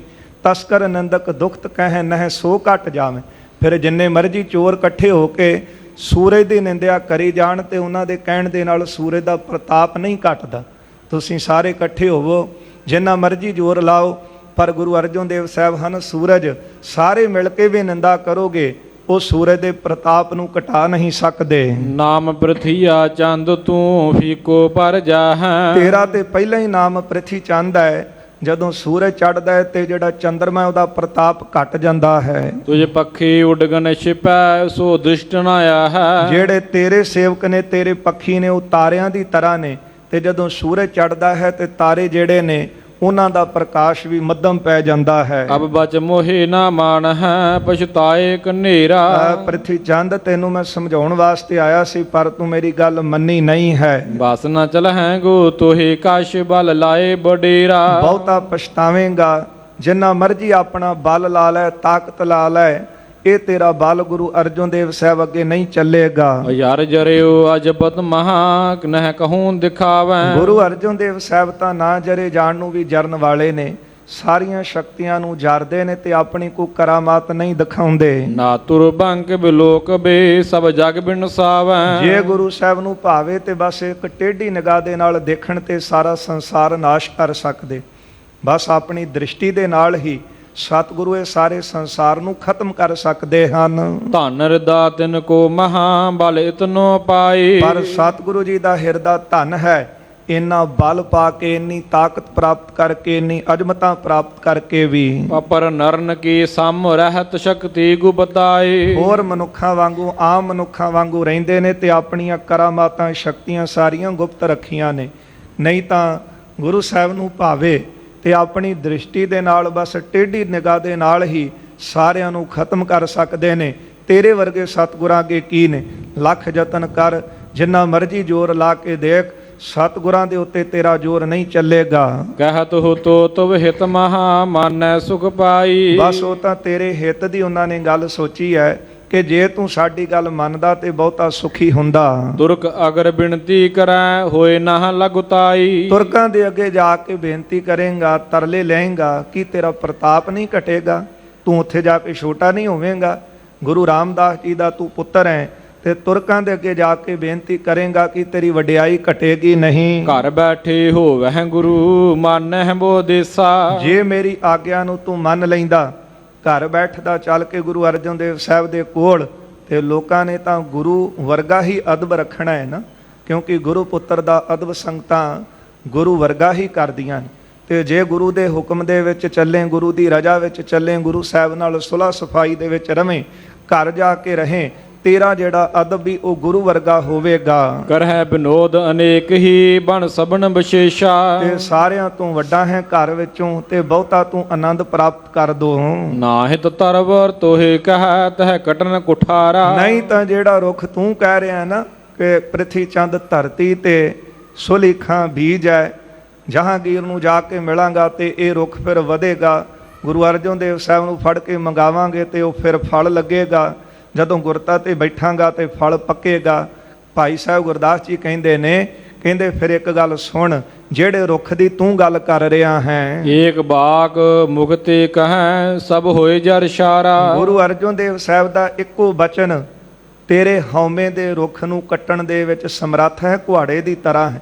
ਇੱਕੋ ਬਚਨ ਸਤਿਗੁਰੂ ਮੂੰਹੋਂ ਕਹਿ ਦੇਣ ਤੇ ਤੇਰਾ ਜਿਹੜਾ ਰੁੱਖ ਹੈ, ਜਿਹੜੇ ਰੁੱਖ ਦੀ ਤੂੰ ਗੱਲ ਕਰ ਰਿਹਾ ਕਿ ਮੈਂ ਰੁੱਖ ਹਾਂ, ਕਹਿੰਦੇ ਉਸੇ ਵੇਲੇ ਇਸ਼ਾਰਾ ਸੁਆਹ ਹੋ ਜਾਵੇਗਾ। ਮਹਿਮਾ ਨਹੀਂ ਪਛਾਣ ਤੋ ਭਰਾਤਾ ਕਰ ਜਾਣੈ। ਗੁਰੂ ਅਰਜਨ ਦੇਵ ਸਾਹਿਬ ਨੂੰ ਕੇਵਲ ਤੂੰ ਜਾਣਦਾ ਕਿ ਉਹ ਤੇਰੇ ਛੋਟੇ ਭਰਾ ਨੇ, ਪਰ ਤੂੰ ਗੁਰੂ ਨਾਨਕ ਸਾਹਿਬ ਦੇ ਘਰ ਦੀ ਮਹਿਮਾ ਨੂੰ ਨਹੀਂ ਜਾਣ ਰਿਹਾ। ਕਿਉਂ ਲੋਕ ਰੋ ਪਰਲੋਕ ਗਤ ਹੱਠ ਜਠਾਨਿਓ ਹਨ।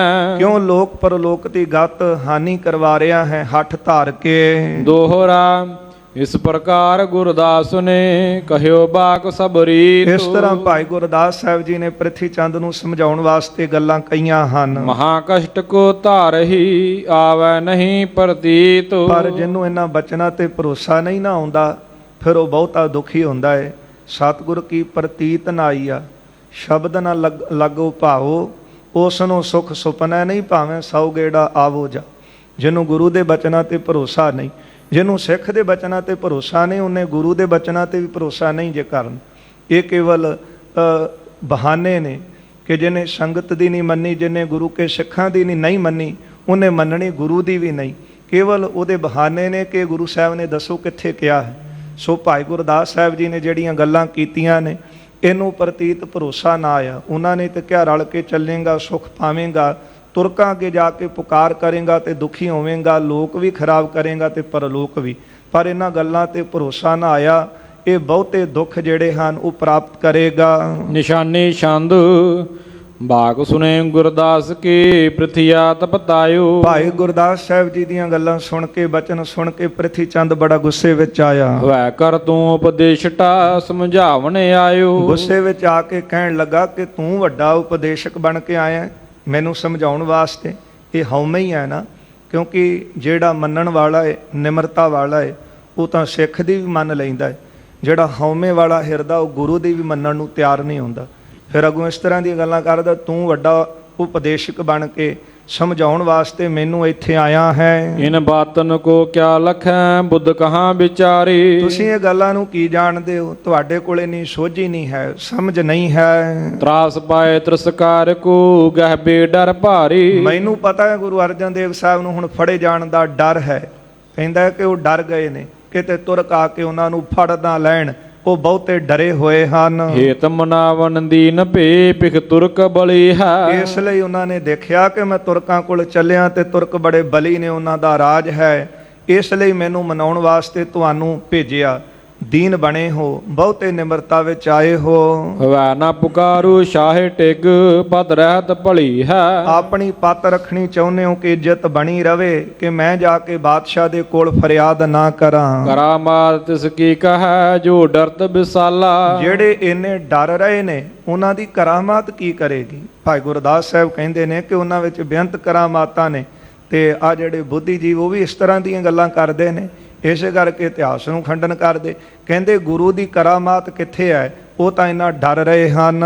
ਮੈਂ ਨਾ ਲਖੋਂ ਤੂੰ ਬਹੁ ਲਖੈ ਸੰਗ ਜੋ ਲਗ ਕਾਲਾ। ਕਹਿੰਦਾ ਮੈਂ ਬਚਪਨ ਤੋਂ ਉਹਨਾਂ ਨੂੰ ਜਾਣਦਾ, ਮੈਂ ਤਾਂ ਛੋਟੇ ਹੁੰਦਿਆਂ ਤੋਂ ਉਹਨੂੰ ਪਛਾਣਦਾ ਹਾਂ, ਤੇ ਮੈਂ ਬਹੁਤਾ ਨਹੀਂ ਜਾਣਦਾ, ਤੈਨੂੰ ਬਹੁਤਾ ਪਤਾ ਹੈ। ਭਾਈ ਗੁਰਦਾਸ ਸਾਹਿਬ ਨੂੰ ਕਹਿੰਦਾ ਹੈ ਕਿ ਤੁਸੀਂ ਆਏ ਹੋ ਬਾਹਰੋਂ, ਮੈਂ ਤਾਂ ਛੋਟੇ ਹੁੰਦਿਆਂ ਤੋਂ ਉਹਨੂੰ ਜਾਣਦਾ ਹਾਂ। ਮੈਂ ਨਹਿ ਮਾਨੋ ਨਹਿ ਚਲੋ ਨਹਿ ਮਿਲੋ ਕਦਾਪੀ। ਨਾ ਮੈਂ ਗੱਲ ਮੰਨਾਂਗਾ, ਨਾ ਮੈਂ ਚੱਲਾਂਗਾ, ਕਦੇ ਵਾਸਤੇ ਵੀ ਉਹਨਾਂ ਨਾਲ ਮਿਲਾਪ ਨਹੀਂ ਕਰਾਂਗਾ। ਪ੍ਰਗਟ ਕਰਿਓ ਸਭ ਜਗਤ ਮੈਂ ਮੋ ਕਹੋ ਬੜ ਪਾਪੀ। ਮੈਨੂੰ ਸਾਰੇ ਸੰਸਾਰ ਵਿੱਚ, ਜਗਤ ਵਿੱਚ ਵੱਡਾ ਪਾਪੀ ਦੱਸਿਆ ਹੈ। ਕਾਸ਼ਟ ਸ਼ੁਸ਼ਕ ਸਮਾਨ ਮੈਂ ਨਿਤ ਇਹੋ ਸੁਭਾਉ। ਤੁਸੀਂ ਕਹਿੰਦੇ ਹੋ ਮੈਂ ਸੁੱਕੀ ਲੱਕੜ ਵਰਗਾ ਮੇਰਾ ਸੁਭਾਅ। ਹਾਂ, ਮੇਰਾ ਜਿਹੜਾ ਸੁਭਾਅ ਉਹ ਸੁੱਕੀ ਲੱਕੜ ਵਰਗਾ ਹੀ ਹੈ। ਟੂਟ ਜਾਏ ਨਹਿ ਨਮਰ ਹੋਵੈ ਇਹ ਠੀਕ ਸੁਣਾਉ। ਇਹ ਤੁਸੀਂ ਠੀਕ ਸੁਣਿਆ ਹੈ ਕਿ ਮੇਰਾ ਸੁਭਾਅ ਲੱਕੜ ਵਰਗਾ ਹੈ, ਕਿਉਂਕਿ ਸੁੱਕੀ ਲੱਕੜ ਟੁੱਟ ਜਾਂਦੀ ਹੈ, ਉਹ ਝੁਕਦੀ ਨਹੀਂ। ਹਾਂ, ਮੇਰਾ ਇਹ ਸੁਭਾਅ ਹੈ। ਇਹ ਹੰਕਾਰ ਬੋਲਦਾ ਹੈ ਅੰਦਰੋਂ। ਪਰ ਗੁਰਦੇਵ ਦੇ ਪਾਵਨ ਬਚਨ ਹਨ ਕਿ ਜਿਹੜਾ ਝੁਕਦਾ ਨਹੀਂ ਉਹ ਟੁੱਟ ਜਾਂਦਾ ਹੈ। ਭਾਵ ਇਹ ਨਹੀਂ ਕਿ ਥਾਂ ਥਾਂ ਤੇ ਝੁਕਣ ਦੀ ਗੱਲ ਕੀਤੀ ਹੋਵੇ, ਪਰ ਨਿਮਰਤਾ ਵਾਲਾ ਜਿਹੜਾ ਹੈ ਉਹ ਹਮੇਸ਼ਾ ਨਿਮਰਤਾ ਦੇ ਵਿੱਚ ਰਹਿੰਦਾ ਹੈ। ਜਦੋਂ ਆਪਾਂ ਰੁੱਖ ਦੇਖਦੇ ਹਾਂ ਜਿਨ੍ਹਾਂ ਨੂੰ ਸੋਹਣੇ ਫਲ ਲੱਗਦੇ ਨੇ ਨਾ, ਜਦੋਂ ਫਲਾਂ ਦੇ ਨਾਲ ਰੁੱਖ ਭਰ ਜਾਂਦਾ ਹੈ, ਹਮੇਸ਼ਾ ਉਹ ਰੁੱਖ ਥੱਲੇ ਨੂੰ ਝੁਕਦਾ ਹੈ। ਕਿਉਂ? ਆਉਂਦੇ ਜਾਂਦੇ ਰਾਹੀ ਸੌਖਾਲੇ ਫਲ ਤੋੜ ਕੇ ਖਾ ਸਕਣ, ਉਹਨਾਂ ਦਾ ਰਸ ਲੈ ਸਕਣ। ਪਰ ਗੁਰਦੇਵ ਨੇ ਇੱਕ ਦ੍ਰਿਸ਼ਟਾਂਤ ਦਿੱਤਾ ਹੈ, ਸਿੰਬਲ ਰੁੱਖ ਸਰਾਏਰਾ ਅਤ ਦੀਰਘ ਅਤ ਮੁੱਚ ਓਏ ਜੇ ਆਵੈ ਆਸ ਕਰ ਜਾਹੇ ਨਿਰਾਸੇ ਕਿਤ ਫਲ ਫਿੱਕੇ ਫੁੱਲ ਬੱਕ ਬੱਕੇ ਕੰਮ ਨ ਆਵੇ ਪਤ ਮਿੱਠਤ ਨੀਵੀਂ ਨਾਨਕਾ ਗੁਣ ਚੰਗਿਆਈਆਂ ਤਤ। ਸਿੰਬਲ ਦਾ ਰੁੱਖ ਬਹੁਤ ਉੱਚਾ ਹੈ, ਪਰ ਉਹਦੇ ਫਲ, ਉਹਦੇ ਪੱਤੇ ਕਿਸੇ ਕੰਮ ਨਹੀਂ ਆਉਂਦੇ। ਭਾਵੇਂ ਪੰਛੀਆਂ ਨੂੰ ਭੁਲੇਖਾ ਪੈ ਜਾਂਦਾ, ਪਰ ਕੋਲ ਆ ਕੇ ਜਦੋਂ ਤੋਤਾ ਠੁੰਗ ਮਾਰਦਾ ਹੈ, ਉਹਦੀ ਚੌਂਜੀ ਫਲ ਵਿੱਚ ਫਸ ਜਾਂਦੀ ਹੈ ਤੇ ਮੌਤ ਦਾ ਕਾਰਨ ਬਣਦੀ। ਇਸ ਲਈ ਹੰਕਾਰੀ ਬੰਦਾ, ਇਹਨੇ ਦੂਜੇ ਦੇ ਕੰਮ ਕੀ ਆਉਣਾ, ਉਹਦਾ ਹੰਕਾਰ ਸਿਰ ਚੜ੍ਹ ਕੇ ਬੋਲਦਾ ਹੈ। ਬਾਬੇ ਪ੍ਰਿਥੀ ਚੰਦ ਨੇ ਕਹਿਣ ਲੱਗਾ ਮੈਨੂੰ ਪਤਾ ਹੈ, ਹੁਣ ਤੁਹਾਨੂੰ ਲੱਗਦਾ ਤੁਰਕਾਂ ਦਾ ਡਰ, ਕਿਤੇ ਫੌਜਾਂ ਹੁਣ ਫੜ ਕੇ ਨਾ ਲੈ ਜਾਣ, ਤੁਹਾਡੀ ਪੱਤ ਇੱਜ਼ਤ ਬਣੀ ਰਹੇ, ਇਸ ਕਰਕੇ ਮੇਰੇ ਕੋਲ ਤੁਸੀਂ ਦੀਨ ਬਣ ਕੇ ਆਏ ਹੋ। ਪਰ ਮੈਂ ਨਹੀਂ ਇਹਨਾਂ ਦੇ ਨਾਲ ਮਿਲਣਾ, ਨਾ ਹੀ ਇਹ ਆਸ ਰੱਖਿਓ। ਮੇਰਾ ਸੁਭਾਅ ਹੈ ਲੱਕੜ ਵਰਗਾ, ਟੁੱਟ ਤਾਂ ਜਾਂਦੀ ਆ, ਉਹ ਕਦੇ ਝੁਕਦੀ ਨਹੀਂ ਹੈ। ਕਿਉਂ ਬਹੁ ਬਾਤ ਬਨਾਵਤੋ ਨਹਿ ਕਰਹੁ ਮੇਲਾ। ਹਾਂ, ਕਿਉਂ ਗੱਲਾਂ ਇੰਨੀਆਂ ਬਣਾ ਕੇ ਮੈਨੂੰ ਦੱਸ ਰਹੇ ਹੋ? ਮੈਂ ਕਦੇ ਵਾਸਤੇ ਉਹਨਾਂ ਦੇ ਨਾਲ ਮਿਲਾਂਗਾ ਨਹੀਂ। ਸੋ ਭਰਾਤਾ ਦੋਨੋਂ ਮਿਲੇ ਮੈਂ ਅਹੋਂ ਇਕੇਲਾ। ਉਹ ਦੋਨੇ ਮਿਲ ਕੇ ਰਹਿ ਰਹੇ ਨੇ, ਗੁਰੂ ਅਰਜਨ ਦੇਵ ਸਾਹਿਬ ਤੇ ਮਹਾਦੇਵ, ਮੈਂ ਇਕੱਲਾ ਹੀ ਹਾਂ। ਅਜਮਤ ਮੇਰੀ ਦੇਖੀਐ ਸੁਬਤਾ ਲਖਵਾਨਾ। ਹੁਣ ਮੇਰੀ ਅਜਮਤ ਦੇਖਿਓ, ਮੇਰੀ ਤਾਕਤ ਦੇਖਿਓ ਕਿ ਮੈਂ ਉਹਨਾਂ ਦੇ ਕਿਸ ਤਰ੍ਹਾਂ ਮੈਂ ਜਿਹੜਾ ਤਾਲ ਹੈ, ਸਰੋਵਰ ਹੈ, ਇੱਥੇ ਬਣਾਇਆ। ਇਹ ਦੇਖੋ, ਇਹ ਵੀ ਮੇਰੀ ਕਰਾਮਾਤ ਹੈ। ਇਹ ਬੁੱਧੀਜੀਵ ਦਾ ਹੰਕਾਰ ਬੋਲਦਾ ਹੈ ਕਿ ਦੇਖੋ ਜੀ, ਤੁਸੀਂ ਕਹਿੰਦੇ ਹੋ ਗੁਰੂ ਦੀ ਕਰਾਮਾਤ, ਉਹ ਕੀ ਹੈ? ਮੇਰੀ ਵੇਖੋ ਪ੍ਰਾਪਤੀ, ਮੇਰਾ ਪ੍ਰਤਾਪ ਦੇਖੋ ਕਿ ਮੈਂ ਇੰਨੇ ਲੋਕਾਂ ਨੂੰ ਆਪਣੇ ਨਾਲ ਜੋੜ ਲਿਆ। ਇਹ ਮੇਰੀ ਕਰਾਮਾਤ ਹੈ, ਇਹ ਮੇਰੀ ਬੁੱਧੀ ਦਾ ਕਮਾਲ ਹੈ। ਹੁਣ ਜਦੋਂ ਉਹਨਾਂ ਦੀਆਂ ਗੱਲਾਂ ਸੁਣਦੇ ਆ ਨਾ, ਹੰਕਾਰੀ ਲੋਕਾਂ ਦੀਆਂ, ਤੇ ਬਾਬੇ ਪ੍ਰਿਥੀ ਚੰਦ ਵਰਗੀ ਉਹਨਾਂ ਦੇ ਵਿੱਚੋਂ ਜਿਹੜੀ ਹੈ ਉਹ ਤਸਵੀਰ ਦਿਸਦੀ। ਕਿਉਂਕਿ ਇਹ ਵੀ ਹੰਕਾਰ ਦੇ ਵਿੱਚ ਆ ਕੇ ਕਹਿ ਰਹੇ ਨੇ ਕਿ ਆਹ ਦੇਖੋ, ਇੰਨਾ ਵੱਡਾ ਮੈਂ ਇੱਥੇ ਤਾਲ ਲਵਾ ਲਿਆ। ਤੁਸੀਂ ਕਹਿੰਦੇ ਹੋ ਕਿ ਉੱਥੇ ਬਹੁਤ ਸੰਗਤਾਂ ਆਉਂਦੀਆਂ ਨੇ, ਬੜਾ ਵੱਡਾ ਦਰ ਹੈ, ਮੈਂ ਵੀ ਤਾਂ ਇੱਥੇ ਇੰਨਾ ਵੱਡਾ ਦਰ ਬਣਾ ਲਿਆ। ਤੁਸੀਂ ਕਹਿੰਦੇ ਉਹਨਾਂ ਨਾਲ ਲੋਕ ਬਹੁਤ ਜੁੜੇ ਨੇ, ਮੇਰੇ ਨਾਲ ਵੀ ਬਹੁਤ ਜੁੜੇ ਨੇ, ਤੇ ਇਹ ਵੀ ਇੱਕ ਮੇਰੇ ਕੋਲ ਵੱਡੀ ਕਰਾਮਾਤ ਹੈ। ਲੱਖੋ ਤਨ ਖਰਚਨ ਕਰਿਓ ਥਲ ਨਵੋ ਬਣਾਵਾ। ਲੱਖਾਂ ਰੁਪਈਆ ਖਰਚ ਕੇ ਇੱਥੇ ਨਵਾਂ ਥਾਂ ਬਣਾਇਆ ਹੈ। ਨਿਤ ਪ੍ਰਤ ਮਹਿਮਾ ਅਧਿਕ ਹੋਇ ਮੇਲਾ ਲਗ ਭਾਰੀ। ਹਰ ਰੋਜ਼ ਇਸ ਸਥਾਨ ਦੀ ਮਹਿਮਾ ਵਧੇਗੀ, ਭਾਰੀ ਸੰਗਤ ਦਾ ਮੇਲਾ ਲੱਗੇਗਾ। ਸੁਲਹੀ ਆਦਿਕ ਨਮਰ ਭੇ ਕਿਆ ਅਪਰ ਵਿਚਾਰੇ। ਸੁਲੀ ਜਿਹੜੇ ਜਹਾਂਗੀਰ ਦੇ ਨੇੜੇ ਰਹਿਣ ਵਾਲੇ ਜਿਹੜੇ ਹਨ, ਇਹਨਾਂ ਦੇ ਵੱਡੇ ਵੱਡੇ ਮੰਤਰੀ, ਉਹ ਮੇਰੇ ਅੱਗੇ ਆ ਕੇ ਨਿਮਰਤਾ ਵਿੱਚ ਝੁਕਦੇ ਨੇ। ਹੋਰਾਂ ਦੀ ਕੀ ਗੱਲ ਕਰੀਏ। ਜਹਾਂਗੀਰ ਸੋ ਜਬ ਮਿਲੋ ਬਲ ਅਜਮਤ ਧਾਰੋ। ਜਦੋਂ ਬਾਦਸ਼ਾਹ ਦੇ ਨਾਲ ਮਿਲਾਂਗਾ ਤੇ ਭਾਰੀ ਫਿਰ ਅਜਮਤ ਦਾ ਬਲ ਦਿਖਾਵਾਂਗਾ। ਕਿਉਂਕਿ ਮਨੁੱਖ ਸੋਚਦਾ ਹੈ ਕਿ ਇਹਨਾਂ ਵੱਡੇ ਵੱਡੇ ਬਾਦਸ਼ਾਹਾਂ ਦੇ ਨਾਲ ਮੇਰਾ ਮਿਲਾਪ ਹੋ ਜਾਣਾ ਇਹ ਵੱਡੀ ਕਰਾਮਾਤ ਹੈ, ਪਰ ਅਸਲ ਵਿੱਚ ਭੁੱਲ ਸੀ ਕਿ ਇਹ ਅੱਗੇ ਹੀ ਚਾਹ ਰਹੇ ਸਨ ਕਿ ਗੁਰੂ ਘਰ ਵਿੱਚ ਪਾੜ ਪਾਈਏ ਕਿਸੇ ਨਾ ਕਿਸੇ ਤਰੀਕੇ। ਹੁਣ ਕਹਿੰਦਾ ਕਿ ਸੋਲੀ ਖਾਂ ਵਰਗੇ ਵੱਡੇ ਵੱਡੇ ਜਿਹੜੇ ਹਨ ਉਹ ਮੇਰੇ ਅੱਗੇ ਆ ਕੇ ਝੁਕ ਰਹੇ ਨੇ, ਤੇ ਫਿਰ ਹੋਰਾਂ ਦੀ ਕੀ ਮੈਂ ਪਰਵਾਹ ਕਰਾਂ। ਇਸ ਲਈ ਹੁਣ ਮੈਂ ਬਾਦਸ਼ਾਹ ਦੇ ਕੋਲ ਜਾਵਾਂਗਾ, ਉਦੋਂ ਮੈਂ ਆਪਣੀ ਅਜਮਤ ਕਰਾਮਾਤ ਦਾ ਬਲ ਪ੍ਰਗਟ ਕਰਾਂਗਾ। ਨਮਰ ਕਰੋ ਨਿਜ ਅਗਰ ਮੈਂ ਪਾਵਨ ਡਰ ਪਰ ਡਾਰੋ। ਉਹਨਾਂ ਦੇ ਅੱਗੇ ਮੈਂ ਨਮਰ ਕਰੂੰ, ਨਮਸਕਾਰ ਕਰਾਂਗਾ, ਝੁਕਾਂਗਾ। ਪਰ ਤੁਸੀਂ ਕਹਿ ਰਹੇ ਹੋ ਕਿ ਮੈਂ ਤੁਰਕਾਂ ਅੱਗੇ ਝੁਕਾਂਗਾ, ਉਹ ਵੀ ਝੁਕਣ ਦਾ ਕਾਰਨ ਹੈ। ਉਹਨਾਂ ਅੱਗੇ ਝੁਕਾਂਗਾ ਤੇ ਫਿਰ ਉਹਨਾਂ ਤੁਰਕਾਂ ਨੂੰ ਆਪਣੇ ਪੈਰਾਂ ਦੇ ਉੱਤੇ ਪਾਵਾਂਗਾ। ਜੋ ਕਛ ਕਹੋ ਕਰਵਾਏ ਹੈ ਸਭ ਕਾਜ ਬਣਾਵੇ। ਜੋ ਕੁਝ ਕਹਾਂਗਾ ਉਹ ਕਰਾਉਣਗੇ, ਮੇਰੇ ਸਾਰੇ ਕੰਮ ਸਿਰੇ ਚੜ ਜਾਣਗੇ। ਸੁਲਹੀ ਸਮ ਉਮਰਾਵ ਸਭ ਨਿਜ ਸੀਸ ਝੁਕਾਵੇ। ਸੁਲਹੀ ਵਰਗੇ ਜਿੰਨੇ ਉਮਰਾਵ ਹਨ, ਵਜ਼ੀਰ ਨੇ, ਮੰਤਰੀ ਨੇ, ਸਾਰੇ ਮੇਰੇ ਚਰਨਾਂ ਤੇ ਸੀਸ ਝੁਕਾ ਆਪਣਾ ਵੱਡਾ ਪ੍ਰਤਾਪ ਦਿਖਾਵਾਂਗਾ। ਤੇ ਫਿਰ ਪੱਗ ਪਰ ਜਬ ਪਾਵੋ, ਜਦੋਂ ਇਹਨਾਂ ਸਾਰਿਆਂ ਨੂੰ ਆਪਣੇ ਚਰਨਾਂ ਤੇ ਝੁਕਾਵਾਂਗਾ, ਫਿਰ ਮੇਰਾ ਵੱਡਾ ਪ੍ਰਤਾਪ ਤੁਸੀਂ ਦੇਖਿਓ। ਅਜਮਤ ਇਸ ਕੋ ਨਾਮ ਹੈ ਸਭ ਕਰ ਦਿਖਰਾਵੋ। ਆ ਮੈਂ ਸਾਰਾ ਕੁਝ ਕਰਕੇ ਦਿਖਾਵਾਂਗਾ। ਆ ਲੱਖਾਂ ਰੁਪਈਆ ਖਰਚ ਕੇ ਤਾਲ ਲਵਾ ਲਿਆ, ਇੰਨੀ ਛੇਤੀ ਇੱਕ ਸਥਾਨ ਬਣਾ ਲਿਆ, ਇੱਥੇ ਹੁਣ ਲੋਕ ਆਇਆ ਕਰਨਗੇ, ਭਾਰੀ ਮੇਲਾ ਲੱਗੇਗਾ। ਸੁਲੀ ਖਾਂ ਵਰਗੇ ਪੈਰੀ ਪੈਂਦੇ ਨੇ, ਬਾਦਸ਼ਾਹ ਵੀ ਮੇਰੇ ਅੱਗੇ ਝੁਕੇਗਾ, ਇਹ ਸਾਰੇ ਉਮਰਾ ਵਜ਼ੀਰ ਮੇਰਾ ਸਨਮਾਨ ਕਰਨਗੇ। ਇਹਨੂੰ ਕਹਿੰਦੇ ਨੇ ਕਰਾਮਾਤ, ਇਹ ਹੈ ਅਜਮਤ। ਹੁਣ ਇੰਜ ਕਹਿ ਲਓ ਕਿ ਗੁਰੂ ਕੀਆਂ ਬਖਸ਼ਿਸ਼ਾਂ ਨੂੰ ਸਿੱਧਾ ਇੱਕ ਚੈਲੰਜ ਕਰਨਾ, ਕੁਝ ਬੁੱਧੀਜੀਵ ਵੀ ਕਰਦੇ ਨੇ ਆਪਣਾ ਪ੍ਰਤਾਪ ਦਿਖਾਉਣ ਵਾਸਤੇ ਕਿ ਇਹ ਹੈ ਕਰਾਮਾਤ, ਆ ਮੇਰਾ ਪ੍ਰਤਾਪ, ਮੇਰਾ ਬਲ ਦੇਖੋ, ਇਹਨੂੰ ਕਰਾਮਾਤ ਕਹਿੰਦੇ ਹਨ। ਅਰਜਨ ਕੀ ਸਮਨਾਹੇ ਮੈਂ ਪਿਤਕੇਰ ਸਥਾਨੰ। ਅਰਜਨ ਕੀ ਸਮਨਾਹੇ ਮੈਂ ਪਿਤਕੇਰ ਸਥਾਨ। ਨਾ ਮੈਂ ਪਿਤਾ ਦੇ ਥਾਂ ਬੈਠਾ, ਨਾ ਮੈਂ ਉਹਨਾਂ ਦੇ ਸਮਾਨ ਬਰਾਬਰ, ਕਿਉਂਕਿ ਮੈਨੂੰ ਗੁਰਤਾ ਮਿਲੀ ਨਹੀਂ, ਮੈਂ ਤਾਂ ਉਹਨਾਂ ਦੇ ਬਰਾਬਰ ਵੀ ਨਹੀਂ ਹਾਂ। ਦੇਹ ਬਣਾਏ ਪੁਜਵਾਏ ਪਗ ਕਿਆ ਅਚਰਜ ਜਾਨੰ। ਦੇਹ ਬਣਾਏ ਪੁਜਵਾਏ ਪਗ, ਉਹ ਤਾਂ ਪਿਤਾ ਦੇ ਸਥਾਨ ਬੈਠੇ ਨੇ, ਉਹਨਾਂ ਦੇ ਆ ਕੇ ਲੋਕ ਚਰਨ ਪੂਜ ਰਹੇ ਨੇ। ਇਹ ਕਿਹੜਾ ਵੱਡੀ ਗੱਲ ਹੈ, ਕਿਉਂਕਿ ਪਿਤਾ ਦੀ ਗੱਦੀ ਉਹਨਾਂ ਨੂੰ ਮਿਲੀ ਹੈ। ਪਿਤਾ ਗੁਰੂ ਰਾਮਦਾਸ ਦੇ ਅੱਗੇ ਸਾਰੇ ਝੁਕਦੇ ਸਨ, ਤੇ ਗੁਰੂ ਅਰਜਨ ਦੇਵ ਸਾਹਿਬ ਨੂੰ ਤਾਂ ਲੋਕ ਮੱਥਾ ਟੇਕ ਰਹੇ ਨੇ, ਕਿਉਂਕਿ ਪਿਤਾ ਦੀ ਗੱਦੀ ਤੇ ਬੈਠੇ ਨੇ, ਕੋਈ ਵੱਡੀ ਗੱਲ ਨਹੀਂ ਹੈ। ਅਜਮਤ ਤਿਨ ਕਿਸ ਥਾਨ ਮਹਿ ਕਹੋ ਕਬੈ ਲਗਾਈ। ਦੱਸੋ ਕਿਹੜੀ ਕਰਾਮਾਤ ਹੈ ਉਹਨਾਂ ਕੋਲ, ਤੇ ਉਹਨਾਂ ਨੇ ਕਰਾਮਾਤ ਕਦ ਦਿਖਾਈ ਹੈ? ਤੁਸੀਂ ਕੋਈ ਕਰਾਮਾਤ ਉਹਨਾਂ ਦੀ ਦੇਖੀ ਹੈ? ਹੋਏ ਪ੍ਰਸੰਨ ਪਿਤ ਸਤਿਗੁਰੂ ਦੀਨਸ ਵਡਿਆਈ। ਉਹ ਤਾਂ ਪਿਤਾ ਗੁਰੂ ਨੇ ਪ੍ਰਸੰਨ ਹੋ ਕੇ ਗੁਰੂ ਰਾਮਦਾਸ ਜੀ ਨੇ ਵਡਿਆਈ ਤੇ ਮਾਣ ਦਿੱਤਾ ਹੈ। ਸੁਨ ਭਾਖੀ ਗੁਰਦਾਸ ਨੇ ਕਿਉਂ ਕਹਿ ਬਨ ਜਾਣੇ। ਸੰਗਤ ਜੀ ਸੁਣੋ ਹੁਣ ਗੁਰੂ ਕੋਲ ਕਿਹੜੀ ਕਰਾਮਾਤ ਹੈ। ਉਹ ਭਾਈ ਗੁਰਦਾਸ ਸਾਹਿਬ ਨੇ ਦੱਸੀ, ਕਹਿਣ ਲੱਗੇ ਸੁਣ ਫਿਰ ਪ੍ਰਿਥੀ ਚੰਦ, ਸੁਨ ਭਾਖੀ ਗੁਰਦਾਸ ਨੇ ਕਿਉਂ ਕਹਿ ਬਿਨ ਜਾਣੇ। ਗੁਰੂ ਦੀਆਂ ਬਖਸ਼ਿਸ਼ਾਂ ਤੋਂ ਜਾਣੇ ਬਿਨਾਂ ਤੂੰ ਬੋਲ ਕੀ ਰਿਹਾ ਹੈ? ਆ ਜਿਹੜੇ ਬੁੱਧੀਜੀਵ ਬੋਲਦੇ ਨੇ ਕਿਹੜੀ ਕਰਾਮਾਤ, ਅਸਲ ਵਿੱਚ ਕਰਾਮਾਤ ਸਭ ਤੋਂ ਵੱਡੀ ਗੁਰੂ ਅਰਜਨ ਦੇਵ ਸਾਹਿਬ ਤੱਤੀ ਤਵੀ ਤੇ ਬੈਠੇ, ਤੱਤਾ ਰੇਤਾ ਸੀਸ ਵਿੱਚ ਪੈ ਰਿਹਾ, ਉਬਲਦੀ ਦੇਗ ਵਿੱਚ ਬੈਠ ਕੇ ਵੀ ਤੇਰਾ ਕੀਆ ਮੀਠਾ ਲੱਗੈ, ਹਰ ਨਾਮ ਪਦਾਰਥ ਨਾਨਕ ਮੰਗੈ। ਇਹ ਵੱਡੀ ਕਰਾਮਾਤ ਹੈ। ਇੱਕ ਸੂਈ ਚੁੱਭ ਜਾਣੀ, ਤੱਤਾ ਪਾਣੀ ਸਰੀਰ ਤੇ ਪੈ ਜਾਣਾ, ਛਾਲੇ ਸਰੀਰ 'ਚ ਹੋ ਜਾਣੇ ਤੇ ਸਾਰੀ ਰਾਤ ਨੀਂਦ ਨਹੀਂ ਪੈਂਦੀ। ਤਰਾਹ ਤਰਾਹ ਕਰਨਾ, ਆਪਣੀ ਜਾਨ ਬਚਾਉਣ ਵਾਸਤੇ ਲੱਖ ਯਤਨ ਕਰਨੇ, ਭੱਜਣਾ, ਦੂਰ ਦੌੜਨਾ। ਫਿਰ ਕਹਿਣਾ ਦੱਸੋ ਜੀ ਗੁਰੂ ਵਿੱਚ ਕਿਹੜੀ ਕਰਾਮਾਤ ਹੈ? ਮੇਰੀ ਕਰਾਮਾਤ ਦੇਖੋ ਕਿਹੜੀ ਭਾਈ ਕਰਾਮਾਤ। ਆਪਣੀ ਜਾਨ ਬਚਾਉਣ ਵਾਸਤੇ ਇਹਨੇ ਯਤਨ ਕਰਨੇ, ਫਿਰ ਬਰਾਬਰੀ ਗੁਰੂ ਦੀ ਕਰਨੀ।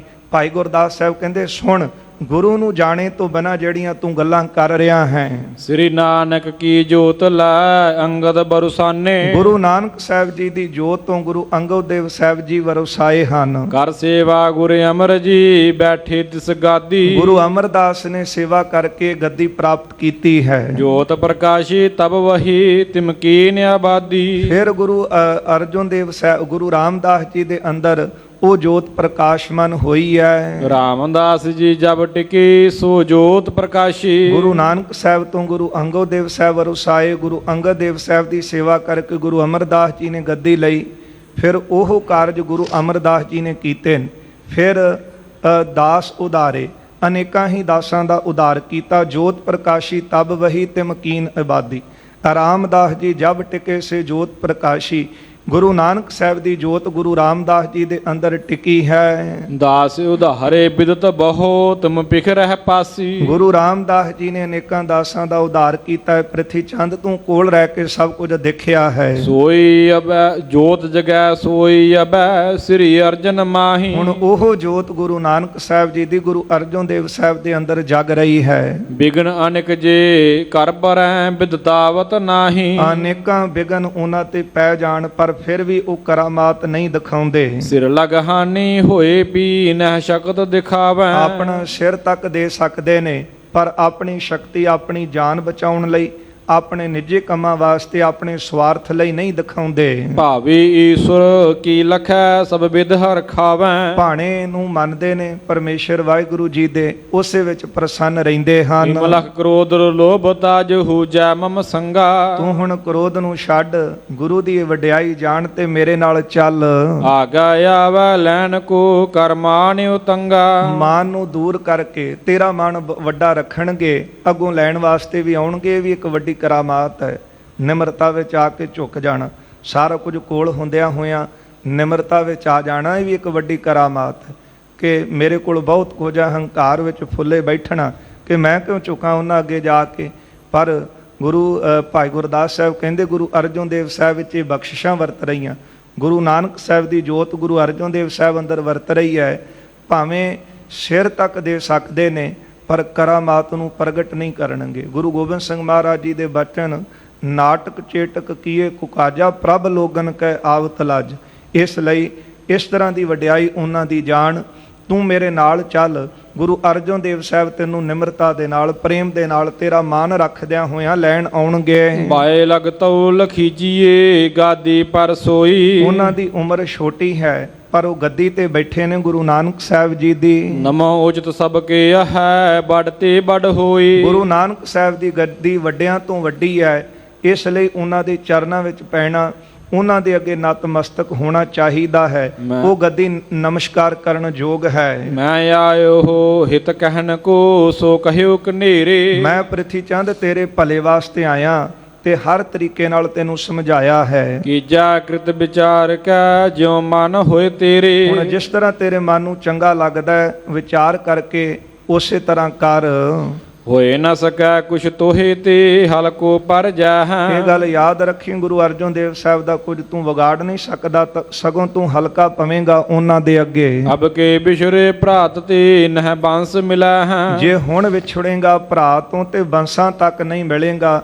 ਇਹ ਗੱਲ ਭਾਈ ਗੁਰਦਾਸ ਸਾਹਿਬ ਜੀ ਦੇ ਸਾਹਮਣੇ ਸੀ, ਕਿਉਂਕਿ ਬਾਅਦ ਵਿੱਚ ਬਾਬੇ ਪ੍ਰਿਥੀ ਚੰਦ ਜੀ ਜਿਹੜੀ ਬੰਸ ਸੀ ਉਹ ਅੱਜ ਵੀ ਆਪਾਂ ਦੇਖਦੇ ਹਾਂ ਕਿ ਜਦੋਂ ਅੰਮ੍ਰਿਤ ਪਾਨ ਕਰਾਇਆ ਜਾਂਦਾ ਤੇ ਉੱਥੇ ਖਾਸ ਕਰਕੇ ਪੰਜ ਪਿਆਰੇ ਸਹਿਬਾਨ ਇਹ ਹੁਕਮ ਕਰਦੇ ਨੇ ਕਿ ਮੀਣਿਆਂ ਦੇ ਨਾਲ ਸਾਂਝ ਨਹੀਂ ਰੱਖਣੀ। ਇਸ ਲਈ ਭਾਈ ਗੁਰਦਾਸ ਸਾਹਿਬ ਜੀ ਸਮਝਾ ਰਹੇ ਨੇ, ਕਹਿੰਦੇ ਜੇ ਹੁਣ ਤੋਂ ਵਿਛੜ ਗਿਆ ਅੱਗੇ ਬੰਸਾਂ ਤੱਕ ਤੂੰ ਨਹੀਂ ਮਿਲ ਸਕੇਗਾ। ਨੀਕੀ ਨਹੀਂ ਉਪਾਦ ਹੈ ਟਿਕ ਤੁਰਕ ਪੁਕਾਰਾ। ਤੁਰਕਾਂ ਦੇ ਅੱਗੇ ਪੁਕਾਰ ਕਰਨੀ ਇਹ ਗੱਲ ਤੇਰੇ ਲਈ ਚੰਗੀ ਨਹੀਂ ਹੈ। ਲਗ ਨਹਿ ਜਾਏ ਕਲੰਕ ਕੁਛ ਨਹਿ ਸਕੋ ਉਤਾਰਾ। ਐਸਾ ਕਲੰਕ ਲੱਗੇਗਾ ਤੇਰੇ ਮੱਥੇ ਤੇ, ਲੱਖ ਯਤਨ ਕੀਤਿਆਂ ਤੇਰੇ ਮੱਥੇ ਤੋਂ ਉਤਰੇਗਾ ਨਹੀਂ। ਸੁਨ ਪ੍ਰਿਥਿਆ ਚਮਕਿਓ ਪੁਨੈ ਕਿਉ ਬਾਤ ਬਣਾਵੈ। ਇਹ ਗੱਲ ਸੁਣ ਕੇ ਫਿਰ ਗੁੱਸੇ ਵਿੱਚ ਆਇਆ, ਕਹਿਣ ਲੱਗਾ ਕਿਉਂ ਇਹ ਗੱਲਾਂ ਬਣਾ ਰਹੇ ਹੋ? ਏਕਾਏਕੀ ਕੀਏ ਬਿਨ ਹਮ ਮਿਲੈ ਨ ਜਾਵੈ। ਬਸ ਇੱਕੋ ਇੱਕ ਗੱਲ ਹੈ ਕਿ ਜਿੰਨਾ ਚਿਰ ਮੈਂ ਬਾਦਸ਼ਾਹ ਨੂੰ ਜਾ ਕੇ ਨਹੀਂ ਮਿਲਦਾ ਉਹਨਾਂ ਚਿਰ ਮੈਂ ਇਹਨਾਂ ਕੋਲ ਨਹੀਂ ਆਉਂਗਾ। ਹਾਂਜੀ, ਮੁਝ ਸੋ ਮਿਲ ਬੇ ਆਸ ਕੋ ਮਨ ਨਾਹੇ ਨ ਰਾਖੂ। ਮੈਨੂੰ ਮਿਲਾਉਣ ਦੀ ਜਿਹੜੀ ਆਸ ਹੈ ਆਪਣੇ ਮਨ ਵਿੱਚ ਨਾ ਰੱਖੋ। ਗਹਿ ਬਾਬੋ ਮਰਵਾਏ ਹੋ ਉਦਮ ਅਸ ਕਾਖੋ। ਇਹਨਾਂ ਨੂੰ ਫੜਵਾਵਾਂਗਾ ਮਰਵਾਵਾਂਗਾ ਇਹ ਉਦਮ ਮੈਂ ਆਪਣੇ ਅੰਦਰ ਰੱਖਿਆ ਹੈ। ਸਹਿਤ ਪੁੱਤਰ ਕੀ ਕੈਦ ਮੈਂ ਮੋਹ ਜਬ ਪਰ ਹੈ ਜਾਈ। ਇਹ ਪੁੱਤਰ ਦੇ ਸਮੇਤ ਕੈਦ ਵਿੱਚ ਜਦੋਂ ਪੈ ਜਾਣਗੇ ਤਬ ਮੈਂ ਹਰਖੋ ਸੁਖ ਕਰੋ ਔਰ ਚਿੰਤ ਮਿਟਾਈ। ਮੈਂ ਆਪਣੇ ਅੰਦਰੋਂ ਫਿਰ ਸਾਰੀਆਂ ਚਿੰਤਾਵਾਂ ਦੂਰ ਕਰਾਂਗਾ ਤੇ ਬਹੁਤਾ ਸੁਖੀ ਹੋਵਾਂਗਾ। ਜਾਣਿਓ ਤਬ ਗੁਰਦਾਸ ਨੇ ਇਹ ਅਧਿਕ ਕਠੋਰਾ। ਭਾਈ ਗੁਰਦਾਸ ਸਾਹਿਬ ਜੀ ਜਾਣ ਗਏ ਕਿ ਪ੍ਰਿਥੀ ਚੰਦ ਦਾ ਸੁਭਾਅ ਕਠੋਰ ਹੈ, ਇਹ ਬਹੁਤਾ ਕਠੋਰ ਹੈ। ਤੁਮਾ ਨਿਮ ਨਾ ਮਧੁਰ ਹੋਏ ਜੋ ਉਪਜਤ ਕੌਰਾ। ਜਿਸ ਤਰ੍ਹਾਂ ਤੁਮਾ ਤੇ ਨਿੰਮ ਇਹ ਪੈਦਾ ਹੀ ਕੌੜੇ ਹੁੰਦੇ ਨੇ ਨਾ, ਤੇ ਲੱਖ ਯਤਨ ਕਰੀਏ ਭਾਵੇਂ ਮੁੱਠੀਆਂ ਭਰ ਭਰ ਕੇ ਖੰਡ ਦੀਆਂ ਪਾਈਏ ਇਹ ਮਿੱਠੇ ਨਹੀਂ ਹੋਣ ਵਾਲੇ। ਇਸ ਲਈ ਭਾਈ ਗੁਰਦਾਸ ਸਾਹਿਬ ਨੇ ਵਿਚਾਰ ਲਿਆ ਕਿ ਇਹਦਾ ਕਠੋਰ ਸੁਭਾਅ ਹੈ।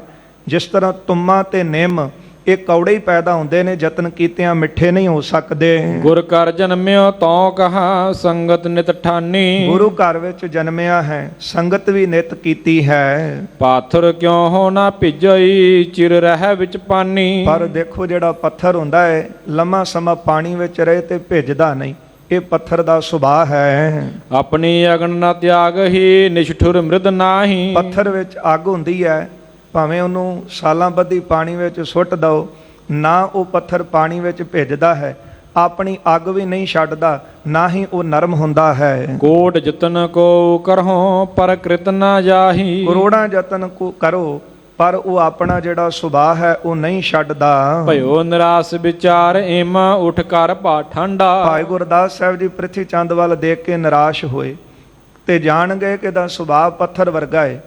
ਇਹ ਗੁਰੂ ਘਰ ਜਨਮਿਆ ਵੀ ਹੈ, ਸੰਗਤ ਵੀ ਨਿਤ ਕੀਤੀ।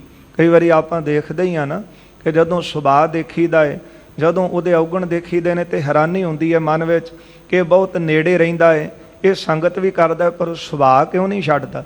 ਇਹ ਸੁਭਾਅ ਹੁੰਦੇ ਨੇ ਤਾਂ ਗੁਰੂ ਕਿਰਪਾ ਕਰੇ ਫੇਰ ਹੀ ਬੰਦਾ ਆਪਣੀ ਹਉਮੈ ਨੂੰ ਤਿਆਗ ਦੇਵੇ, ਦੂਰ ਕਰੇ। ਤੇ ਭਾਈ ਗੁਰਦਾਸ ਸਾਹਿਬ ਨੇ ਵਿਚਾਰ ਲਿਆ ਕਿ ਪੱਥਰ ਪਾਣੀ ਵਿੱਚ ਭਿੱਜਾ ਰਹੇ, ਨਾ ਤੇ ਉਹ ਨਮਰ ਹੁੰਦਾ ਹੈ, ਪੋਲਾ ਨਰਮ ਹੁੰਦਾ ਹੈ, ਨਾ ਹੀ ਉਹਦੇ ਵਿੱਚੋਂ ਅੱਗ ਖਤਮ ਹੁੰਦੀ ਹੈ। ਇਸ ਤਰ੍ਹਾਂ ਕਈ ਪੱਥਰ ਵਰਗੇ ਸੁਭਾਅ ਵਾਲੇ ਮਨੁੱਖ ਹੁੰਦੇ ਨੇ, ਉਹ ਆਪਣੀ ਅੰਦਰਲੀ ਕਠੋਰਤਾ ਨਹੀਂ ਛੱਡਦੇ। ਇਹ ਸਾਰਾ ਕੁਝ ਦੇਖ ਕੇ ਭਾਈ ਗੁਰਦਾਸ ਜੀ ਖੜੇ ਹੋਏ ਹਨ ਨਿਰਾਸ਼ ਹੋ ਕੇ। ਪ੍ਰਥਮ ਕਲੰਕ ਜੋ ਲਗਿਓ ਬਾਡ ਅਬ ਕੀਨਸ ਗਾਡਾ। ਕਹਿਣ ਲੱਗੇ ਪ੍ਰਿਥੀ ਚੰਦ ਪਹਿਲਾ ਕਲੰਕ ਤੇਰੇ ਲੱਗਾ ਮੱਥੇ ਤੇ, ਉਸ ਕਲੰਕ ਨੂੰ ਹੁਣ ਤੂੰ ਪੱਕਾ ਕਰ ਲਿਆ ਹੈ। ਦੁਖ ਪਾਵ ਹੋਏ ਹਾਨ ਕੋ ਨੀਕੀ ਨਹਿ ਮਾਨੀ। ਹੁਣ ਬਹੁਤਾ ਹਾਨੀ ਤੇਰਾ ਨੁਕਸਾਨ ਹੋਵੇਗਾ, ਦੁੱਖ ਪਾਵੇਂਗਾ। ਚੰਗੀ ਗੱਲ ਤੈਨੂੰ ਸਮਝਾਉਣ ਆਏ ਸੀ ਪਰ ਤੂੰ ਨਹੀਂ ਮੰਨੀ। ਅਬ ਜਸ ਬਿਥਰਿਓ ਜਗਤ ਮਹਿ ਇਹ ਨਰਕ ਨਿਸ਼ਾਨੀ। ਜਦੋਂ ਜਗਤ ਵਿੱਚ ਸੰਸਾਰ ਵਿੱਚ ਨਰਾਦਰ ਹੋਣ ਲੱਗੇ ਨਾ, ਸਾਰੇ ਲੋਕ ਨਿੰਦਾ ਕਰਨ ਲੱਗਣ, ਇਹ ਨਰਕਾਂ ਦੀ ਨਿਸ਼ਾਨੀ ਹੁੰਦੀ। ਬੰਦਾ ਕਹਿੰਦਾ ਨਾ ਮੈਂ ਪਰਵਾਹ ਨਹੀਂ ਕਰਦਾ, ਨਾ ਕਰ, ਪਰ ਨਰਕਾਂ ਦੀ ਨਿਸ਼ਾਨੀ ਹੈ। ਜੇ ਇੱਥੇ ਕਲੰਕ ਮੱਥੇ ਤੇ ਲਵਾ ਲਿਆ, ਸਾਰੇ ਲੋਕ ਆਪਜਸ ਕਰਨ ਲੱਗੇ, ਨਰਾਦਰ ਕਰਨ ਲੱਗੇ, ਨਿੰਦਾ ਕਰਨ ਲੱਗੇ, ਤੇ ਫਿਰ ਇਹ ਭਾਈ ਗੁਰਦਾਸ ਸਾਹਿਬ ਕਹਿੰਦੇ ਨੇ ਨਰਕਾਂ ਦੀ ਨਿਸ਼ਾਨੀ ਹੁੰਦੀ। ਫਿਰ ਨਰਕ ਨੇੜੇ ਹੀ ਹੁੰਦੇ ਨੇ। ਇਸੇ ਕਰਕੇ ਤੇ ਚੰਗੇ ਕੰਮ ਕਰੀਦੇ ਨੇ, ਸੋਈ ਕੰਮ ਕਮਾਏ ਜਿਤ ਮੁਖ ਉਜਲਾ। ਚੰਗੇ ਕੰਮ ਕਰਮ ਕਰਕੇ ਮਨੁੱਖ ਜਾਂਦਾ ਹੈ, ਲੋਕ ਵੀ ਸੁਖਿਆ ਤੇ ਪਰਲੋਕ ਵੀ ਸੁਹੇਲਾ। ਲੋਕ ਵਿੱਚ ਵੀ ਜੈ ਜੈਕਾਰ ਉਹਨਾਂ ਦੇ ਜਸ ਸੋਹਲੇ ਗਾਏ ਜਾਂਦੇ ਨੇ, ਪਰ ਲੋਕ ਵਿੱਚ ਵੀ ਉਹਨਾਂ ਨੂੰ ਰੇ ਰੇ ਦਰਗਾਹ ਕਹਿ ਨਾ ਕੋ ਆਓ ਬੈਠ ਆਦਰ ਸੁਭ ਦੇਵ। ਪਰ ਜਿਹੜੇ ਲੋਕ ਹੀ ਆਪਣਾ ਖਰਾਬ ਕਰਕੇ ਜਾਂਦੇ ਨੇ ਤੇ ਫਿਰ ਨਿੰਦਾ ਕਰਦੇ ਨੇ ਲੋਕ ਉਹਨਾਂ ਦੀ, ਇਹ ਨਰਕਾਂ ਦੀ ਨਿਸ਼ਾਨੀ ਹੁੰਦੀ ਹੈ। ਗੁਰੂ ਕਹਾਂ ਜੋ ਚਾਹਤ ਹੈ ਬਿਨ ਗੁਣ ਅਗਿਆਨੀ। ਇਹ ਗੁਰੂ ਕਹਾਇਓ ਚਾਹਤ ਹੈ, ਆਪਣੇ ਆਪ ਨੂੰ ਗੁਰੂ ਕਹਾਉਣਾ ਚਾਹੁੰਦਾ ਹੈ ਪਰ ਬਿਨ ਗੁਣ ਅਗਿਆਨੀ। ਗੁਣ ਤਾਂ ਕੋਈ ਹੈ ਹੀ ਨਹੀਂ, ਨਾ ਅੰਦਰ ਨਿਮਰਤਾ, ਨਾ ਪਿਆਰ, ਬਸ ਕਠੋਰ, ਕ੍ਰੋਧ, ਗੁੱਸਾ, ਈਰਖਾ, ਇਹ ਸ਼ੁਭ ਗੁਣ ਹੈ ਨਹੀਂ ਤੇ ਅਗਿਆਨੀ।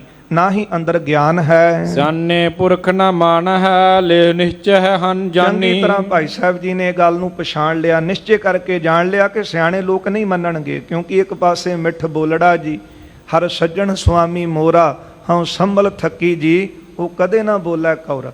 ਪਰ ਇੱਕ ਪਾਸੇ ਕਠੋਰ ਗੁੱਸੇ ਵਿੱਚ ਆਇਆ, ਕ੍ਰੋਧੀ ਸੁਭਾਅ, ਜਿਹੜੇ ਸਿਆਣੇ ਲੋਕ ਨੇ ਇਹਨੂੰ ਗੁਰੂ ਕਦੇ ਵੀ ਨਹੀਂ ਮੰਨਣਗੇ। ਉਠਤ ਕਹਿਓ ਸੁਨ ਕੈ ਜਰਿਓ, ਬਹੁ ਕਾਢਤ ਗਾਰੀ। ਉਠਤ ਕਹਿਓ ਸੁਣ ਕੈ ਜਰਿਓ, ਜਦੋਂ ਭਾਈ ਸਾਹਿਬ ਨੇ ਗੱਲਾਂ ਕੀਤੀਆਂ, ਸੁਣ ਕੇ ਫਿਰ ਜਰਿਆ, ਗੁੱਸੇ ਵਿੱਚ ਆਇਆ, ਸੜਿਆ ਅੰਦਰੋਂ, ਕਹਿਣ ਬਹੁਤ ਗਾਢਤ ਗਾਲੀ, ਬੜੀਆਂ ਅੱਗੋਂ ਗਾਲਾਂ ਕੱਢਣ ਲੱਗਾ। ਆਸਨ ਪਰ ਤੇ ਉਛਲ ਤੋ ਉਰਸ ਮਤ ਵਿਸਾਰੀ। ਚੰਗੀ ਮਤ ਵਿਸਾਰ ਦਿੱਤੀ, ਭੁਲਾ ਦਿੱਤੀ, ਤੇ ਜਿਹੜੇ ਆਸਣ ਤੇ ਬੈਠਾ ਸੀ ਉਹਦੇ ਉੱਤੇ ਹੀ ਭੁੜਕੀ ਜਾ ਰਿਹਾ ਹੈ। ਕਹਿਤ ਅਨੁਚਿਤ ਬਹੁਤ ਹੀ, ਬੋਲਿਓ ਪੁਨ ਭਾਈ। ਬੜੀਆਂ ਅਯੋਗ ਗੱਲਾਂ ਕੀਤੀਆਂ, ਬੋਲਿਓ ਪੁਨ ਭਾਈ। ਫਿਰ ਸੁਣ ਕੇ ਨਾ ਇਹਦੀਆਂ ਇਹ ਗੱਲਾਂ ਅਯੋਗ, ਇਹ ਗਾਲਾਂ ਕੱਢਦਾ ਸੀ।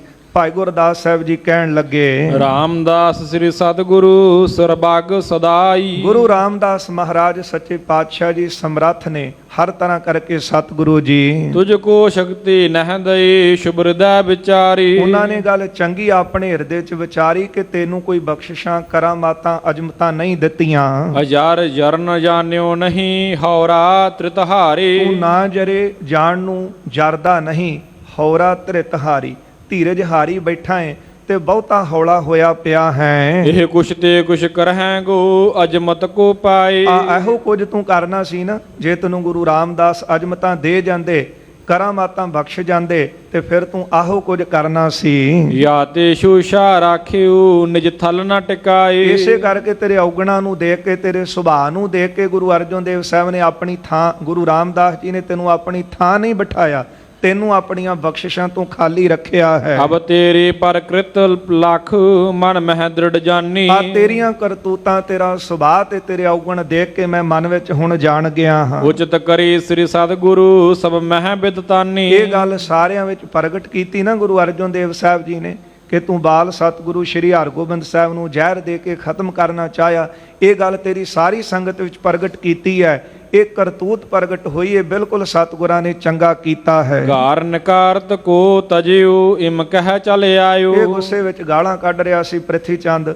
ਭਾਈ ਗੁਰਦਾਸ ਸਾਹਿਬ ਨੇ ਦੇਖਿਆ ਇਹਦਾ ਤੇ ਸੁਭਾਅ ਹੈ, ਇਹਨੂੰ ਗਾਲਾਂ ਕੱਢਦਿਆਂ ਨੂੰ ਛੱਡਿਆ, ਤੇ ਭਾਈ ਗੁਰਦਾਸ ਸਾਹਿਬ ਜੀ ਉੱਠ ਕੇ ਉੱਥੋਂ ਚੱਲ ਪਏ ਨੇ। ਬੜੀ ਦੁਸ਼ਟਤਾ ਇਸ ਹਿਰਦੇ, ਹਿਤ ਨਹਿ ਚਿਤ ਲਿਆਇਓ। ਆਪਣੇ ਚਿੱਤ ਵਿੱਚ ਕੋਈ ਕ੍ਰੋਧ ਨਹੀਂ ਲਿਆਂਦਾ ਹੁਣ ਭਾਈ ਗੁਰਦਾਸ ਸਾਹਿਬ ਜੀ ਨੇ। ਕਿਉਂ? ਵੱਡੀ ਦੁਸ਼ਟਤਾ ਇਸ ਹਿਰਦੇ, ਜਾਣਗੇ ਕਿ ਇਹਦੇ ਹਿਰਦਾ ਜਿਹੜਾ ਉਹ ਦੁਸ਼ਟਤਾ ਨਾਲ ਭਰਿਆ ਹੋਇਆ, ਖੋਟ ਦੇ ਨਾਲ ਭਰਿਆ ਹੋਇਆ, ਇਹ ਜਾਣ ਕੇ ਭਾਈ ਗੁਰਦਾਸ ਸਾਹਿਬ ਜੀ ਨੇ ਆਪਣੇ ਕੁਝ ਆਪਣੇ ਮਨ ਵਿੱਚ ਨਹੀਂ ਲਿਆਂਦਾ। ਹੋਏ ਤਿਆਰ ਮਾਰਗ ਪਰਿਓ, ਰਿਸਕੋ ਬਿਸਰਾਏ। ਉਸ ਹਿਹਰ ਪਿੰਡ ਤੋਂ ਚੱਲੇ ਨੇ, ਅੰਮ੍ਰਿਤਸਰ ਸਾਹਿਬ ਨੂੰ ਆਉਣ ਵਾਸਤੇ ਰਸਤੇ ਵਿੱਚ ਤੁਰ ਪਏ ਹਨ। ਸ੍ਰੀ ਅਰਜਨ ਕੇ ਬ੍ਰਿੰਦ ਗੋਨਾ, ਸਿਮਰਤ ਹਰ ਖਾਏ। ਇਧਰ ਗੁਰੂ ਅਰਜਨ ਦੇਵ ਸਾਹਿਬ ਸੱਚੇ ਪਾਤਸ਼ਾਹ ਜੀ ਦੇ ਗੁਣਾਂ ਨੂੰ ਯਾਦ ਕਰਕੇ ਭਾਈ ਗੁਰਦਾਸ ਸਾਹਿਬ ਪ੍ਰਸੰਨ ਹੁੰਦੇ ਨੇ। ਇਹ ਸੰਗਤ ਜੀ ਗੁਰਮੁਖਾਂ ਦਾ ਸੁਭਾਅ ਹੁੰਦਾ ਹੈ। ਉਹਨਾਂ ਦਾ ਸੁਭਾਅ ਇਸ ਤਰ੍ਹਾਂ ਦਾ, ਜਿਸ ਤਰ੍ਹਾਂ ਭਾਈ ਗੁਰਦਾਸ ਸਾਹਿਬ ਜੀ ਨੇ ਇਹ ਬਚਨ ਲਿਖੇ ਵੀ ਨੇ, ਤੇ ਭਾਈ ਸਾਹਿਬ ਦਾ ਵੀ ਇਸ ਤਰ੍ਹਾਂ ਦਾ ਸੁਭਾਅ ਹੈ। ਪ੍ਰਿਥੀ ਚੰਦ ਨੇ ਗੁਰੂ ਸਾਹਿਬ ਜੀ ਬਾਰੇ ਬੜੇ ਸ਼ਬਦ ਕਹੇ, ਤਾਂ ਗੁੱਸੇ ਵਿੱਚ ਆਏ ਤੇ ਤਾਂ ਕਿਹਾ ਸੀ ਕਿ ਸਹੀ ਕੀਤਾ ਗੁਰੂ ਰਾਮਦਾਸ ਜੀ ਨੇ ਤੈਨੂੰ ਆਪਣੀ ਥਾਂ ਨਹੀਂ ਬਿਠਾਇਆ, ਨਹੀਂ ਤਾਂ ਜਿਸ ਤਰ੍ਹਾਂ ਤੂੰ ਹੌਲਾ ਹੈ ਨਾ, ਆ ਹੁਣ ਭੁੜਕ ਰਿਹਾ ਹੈ, ਇਸੇ ਤਰ੍ਹਾਂ ਤੂੰ ਕਰਾਮਾਤਾਂ ਅਜਮਤਾਂ ਪਾ ਕੇ ਇਹ ਕੰਮ ਕਰਨੇ ਸੀ। ਤੇ ਗੁਰੂ ਸਾਹਿਬ ਨੇ ਯੋਗ ਹੀ ਕੀਤਾ ਕਿ ਤੇਰੀ ਗੱਲ ਸੰਗਤ ਵਿੱਚ ਵੀ ਪ੍ਰਗਟ ਕੀਤੀ, ਇਹ ਵੀ ਬਿਲਕੁਲ ਸਹੀ ਕੀਤਾ ਹੈ। ਇਹ ਗਾਲਾਂ ਕੱਢੀ ਗਿਆ। ਭਾਈ ਗੁਰਦਾਸ ਸਾਹਿਬ ਜੀ ਵਿਚਾਰ ਕੇ ਉੱਠ ਕੇ ਤੁਰ ਪਏ ਨੇ, ਅੰਮ੍ਰਿਤਸਰ ਵੱਲ ਨੂੰ ਤੁਰੇ ਨੇ, ਤੇ ਇੱਧਰ ਗੁਰੂ ਅਰਜਨ ਦੇਵ ਸਾਹਿਬ ਦੇ ਗੁਣਾਂ ਨੂੰ ਵਿਚਾਰਦੇ ਨੇ। ਇਹ ਨਹੀਂ ਕਿ ਉੱਥੇ ਉਹਦੇ ਨਾਲ ਕੋਈ ਝਗੜਾ ਕੀਤਾ, ਕੋਈ ਵਾਦ ਘਾਟ ਬੋਲੇ, ਉੱਠ ਕੇ ਵਾਪਸ ਆ ਗਏ। ਭਾਈ ਗੁਰਦਾਸ ਸਾਹਿਬ ਲਿਖਦੇ ਨੇ ਕਿ ਸੰਤਾਂ ਦਾ ਸੁਭਾਅ ਐਸਾ ਹੈ, ਕਿਉਂਕਿ ਜਿਹੜਾ ਕ੍ਰੋਧੀ ਬੰਦਾ, ਮਨਮੁਖ ਬੰਦਾ ਗੁੱਸੇ ਵਿੱਚ ਆਉਂਦਾ ਹੈ ਤੇ ਮਨ ਨੂੰ ਕੱਚ ਦਾ ਭਾਂਡਾ ਹੱਥੋਂ ਛੁੱਟਿਆ ਤੇ ਟੁੱਟ ਗਿਆ। ਪਰ ਜਿਹੜੇ ਗੁਰਮੁਖ ਜਨ ਨੇ ਉਹ ਸੋਨੇ ਦੀ ਬਰਤਨ ਦੀ ਤਰ੍ਹਾਂ ਨੇ, ਜੇ ਕਿਤੇ ਹੱਥੋਂ ਟੁੱਟ ਕੇ ਥੱਲੇ ਵੀ ਡਿੱਗੇ ਤੇ ਉਹਦਾ ਮੁੱਲ ਨਹੀਂ ਘਟਦਾ। ਭਾਈ ਗੁਰਦਾਸ ਸਾਹਿਬ ਜੀ ਉੱਠ ਕੇ ਵਾਪਸ ਆ ਰਹੇ ਤੇ ਗੁਰੂ ਅਰਜਨ ਦੇਵ ਸਾਹਿਬ ਦੇ ਗੁਣਾਂ ਨੂੰ ਵਿਚਾਰਦੇ ਨੇ ਕਿ ਇੱਕ ਪਾਸੇ ਗੁਰੂ ਅਰਜਨ ਦੇਵ ਸਾਹਿਬ ਜੀ ਦੇ ਗੁਣ ਉਹ ਨਿਮਰਤਾ ਦੇ ਪੁੰਜ ਨੇ, ਉਹ ਧੀਰਜ ਧਾਰੀ ਹਨ, ਨਾ ਜਰੇ ਜਾਣ ਨੂੰ ਵੀ ਜਰਨ ਵਾਲੇ ਨੇ, ਸ਼ੁਭ ਗੁਣਾਂ ਨੂੰ ਬਖਸ਼ਿਸ਼ਾਂ ਕਰਨ ਵਾਲੇ ਹਨ। ਜਿਹੜਾ ਸ਼ਰਨ ਵਿੱਚ ਗੁਰੂ ਦੀ ਜਾਂਦਾ ਹੈ, ਬੇਅੰਤ ਬਖਸ਼ਿਸ਼ਾਂ ਗੁਰੂ ਸਾਹਿਬ ਜੀ ਉਹਨੂੰ ਬਖਸ਼ਦੇ ਨੇ। ਇੱਕ ਪਾਸੇ ਗੁਰੂ ਅਰਜਨ ਦੇਵ ਸਾਹਿਬ ਨੇ, ਤੇ ਦੂਜਾ ਪ੍ਰਿਥੀ ਚੰਦ ਉਹਨਾਂ ਦੀ ਬਰਾਬਰੀ ਕਰਨਾ ਚਾਹੁੰਦਾ ਹੈ, ਜਿਹਦਾ ਇਸ ਤਰ੍ਹਾਂ ਦਾ ਕਠੋਰ ਸੁਭਾਅ ਹੈ।